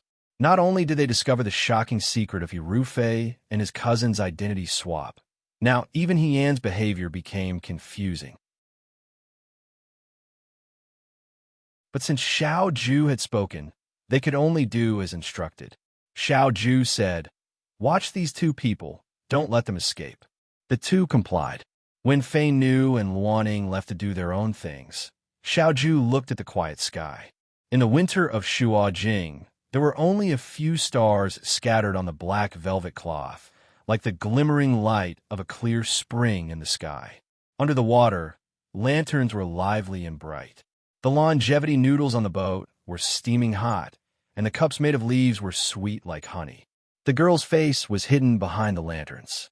At that time, the night was too beautiful, and the wind was too cool, so much so that people neglected to notice that her eyes were a little red from the steam rising from them.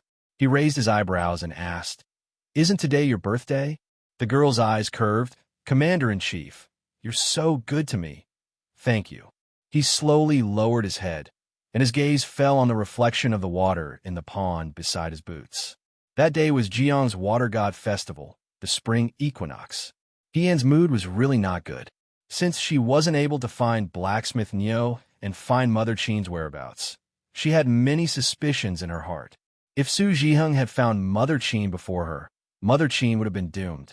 To her, she would have lost an important witness. She originally wanted to see Fu Wang, but now she was embarrassingly short of money, and the Su family's manservant was particularly greedy. If she went empty-handed, she was afraid that she wouldn't be able to get any useful information. Therefore, on the second day Hien returned from the market, everyone in the He family noticed that she was in low spirits. "Yin, father was passing by East Street today. I heard that the young ladies who came to Shuajing had a kind of perfume. Father bought one for you. You can apply it on your hands every day, and it will also smell good." Hien listlessly said, "Thank you, father." Hisui was also very distressed.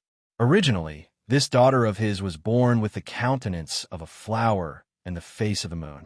Although her temperament was a little arrogant, she was still a girl, so she was delicate and lovable. Her colleagues and friends all knew that this daughter of his was weak and beautiful. Now that Hien was back, her temperament was completely different from before. Not only did she wake up in the morning to practice martial arts and chop firewood, she didn't use the rouge and face powder that he bought for her in the past. She wore a plain face all day long, and even picked up a skirt to wear as if it didn't affect her work. Although this was also very good, the difference was too big. Sometimes, Hien looked at her and missed the delicate daughter of the past. Therefore, he tried to buy some small things to make Yin remember that she was a woman.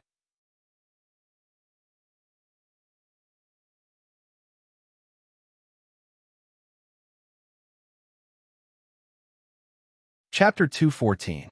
This time, Yin went to Chongmao blacksmith shop very early. As for the chaos after she left, Chi-Wu would probably appease Qing-mei. The first time was unfamiliar, the second time was familiar.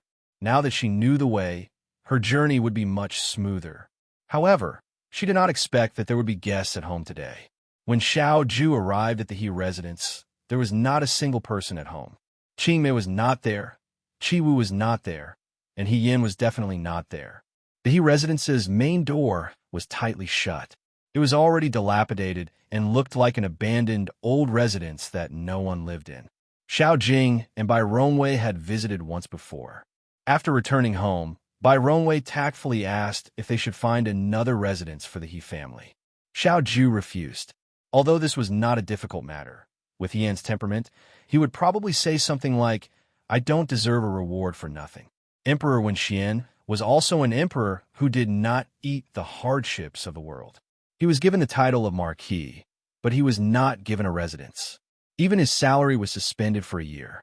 However, when he was in the Liang province guards, he also received some silver as a reward. This silver should be enough to buy a residence for the time being. He lived on a street that was surrounded by ordinary people. During the day, they all had to go out to work. It was unlike the previous night when everyone came to watch. There was no one at home. Xiao Ju pondered for a moment and was about to leave. Just as she turned around, she bumped into someone. This person saw Xiao Ju and was shocked. "Military Governor Xiao, why are you here?" It was Jiang Jiao. Jiang Jiao did not wear the robes of the new recruits today. He only wore a bamboo-colored brocade robe. Xiao Ju did not immediately recognize him.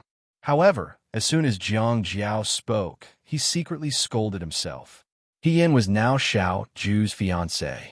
It was natural for Xiao Ju to come find her. Why was he surprised? Military Governor Xiao is here to find brother He. Misty, right? Jiang Jiao wanted to redeem himself a little, but he looked at the tightly shut door behind him. "I just passed by here and asked a fruit vendor. He said that this is the He family. Why? Is there no one in their house today?" Xiao Ju shook her head and looked at him. "Why are you here?" "Oh, I'm here to give Missy his sword." Jiang Jiao scratched his head. "The soldiers in the camp who live in Shuajing have one day a month to go home to visit their families. I went home yesterday, so I should return to the camp today. Before I go back, I want to give this sword to Miss He." Xiao Ju raised her eyebrows slightly. Jiang Jiao snapped out of his daze. He was afraid that Xiao Ju would misunderstand, so he explained, "It's because Missy was assassinated in Shuajing a few days ago. Everyone in the Liangzhou guards knows about it."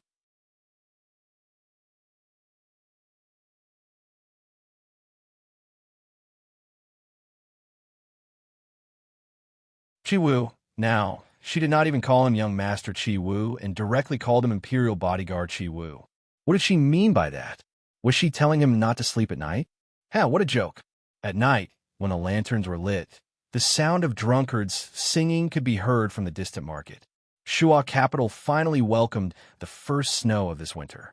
The snowflakes were like salt floss. The wind blew in from outside the city, sending snowflakes flying everywhere. On the pomegranate tree in front of the window, the pomegranates had long been ripe and weighed heavily on the branches. It was as if they would fall off by themselves and fall into the snowy soil with just a light touch. Green tea was simmering on the stove in the room. The 4 square windows just happened to reflect the snowy scene. Someone stood in front of the window, looking at the snow outside in a daze.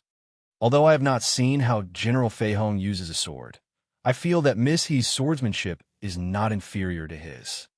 Jiang Jiao's words appeared in his ears again.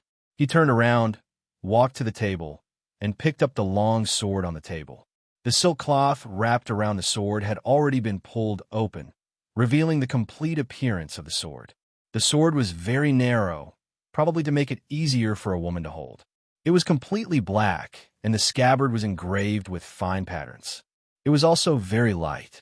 Everyone knew that the 2 famous generals of Dawei, General Fingyun's autumn drinking sword and General Fei Hong's Qinglang's sword were the sharpest weapons in the world.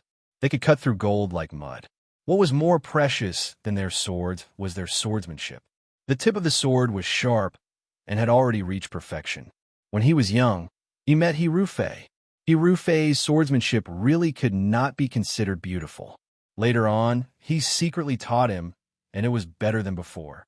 However, ever since He Rufei joined the army, he had not had the opportunity to see He Rufei use a sword. Therefore, he had only heard of He Rufei's swordsmanship. There was a thick stack of letters on the table. Xiao Zhu casually picked it up and flipped through it a few times. His eyes narrowed slightly. He Rufei and Su Wanru were born at the same time on the spring equinox. He Rufei entered the Xian Changguan when he was 14 years old. He Rufei joined the Fuyue army when he was 15 years old. He Rufei's military achievements became more and more prominent.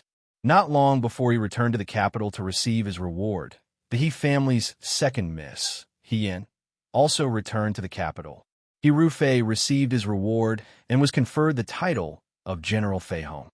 It happened almost at the same time as the He family's second miss and Su Zhiheng's engagement. The He family's second miss became Su Wanru. 3 months after Su Wanru married into the Su family, Su Wanru became blind.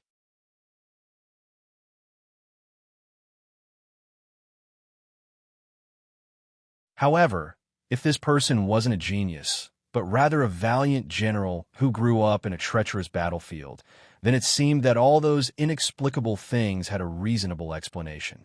Xiao Zhu was silent for a moment. She put all the letters in her hands back into the drawer and turned to leave. His courtyard was very large, and there were many empty rooms. Xiao Zhu walked directly to the innermost room. There were guards at the door. When they saw Xiao Zhu walk over, they made way for her. Xiao Zhu walked in. Inside the room, Mother Qin and Blacksmith Niu were sitting on the edge of the bed, talking about something. When she saw Xiao Zhu, Mother Qin was so frightened that she immediately stood up and said, "Sir." Currently, Su Zhiheng was searching everywhere for Mother Qin's whereabouts. The 2 brothers that he had brought back from outside the city were still in that courtyard.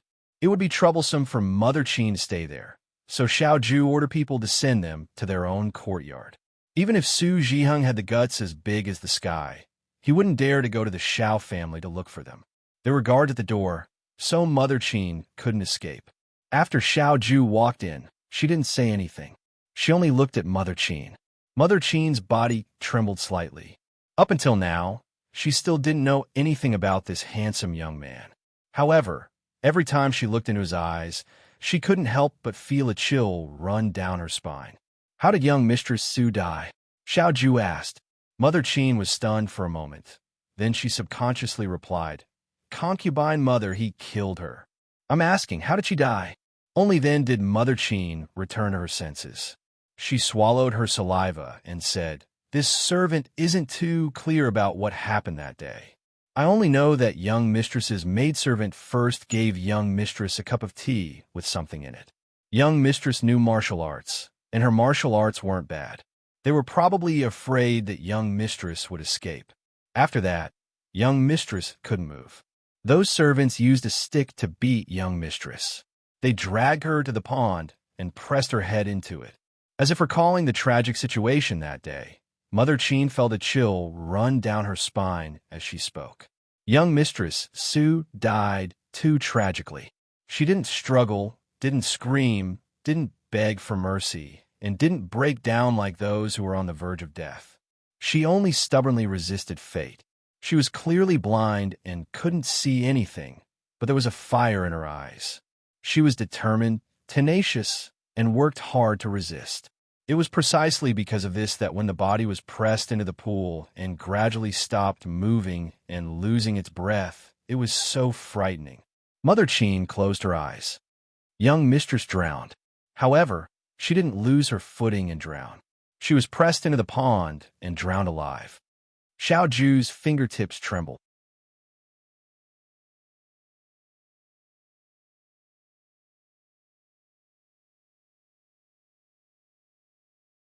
He lowered his eyes and looked at the sachet that was tightly held in his hand.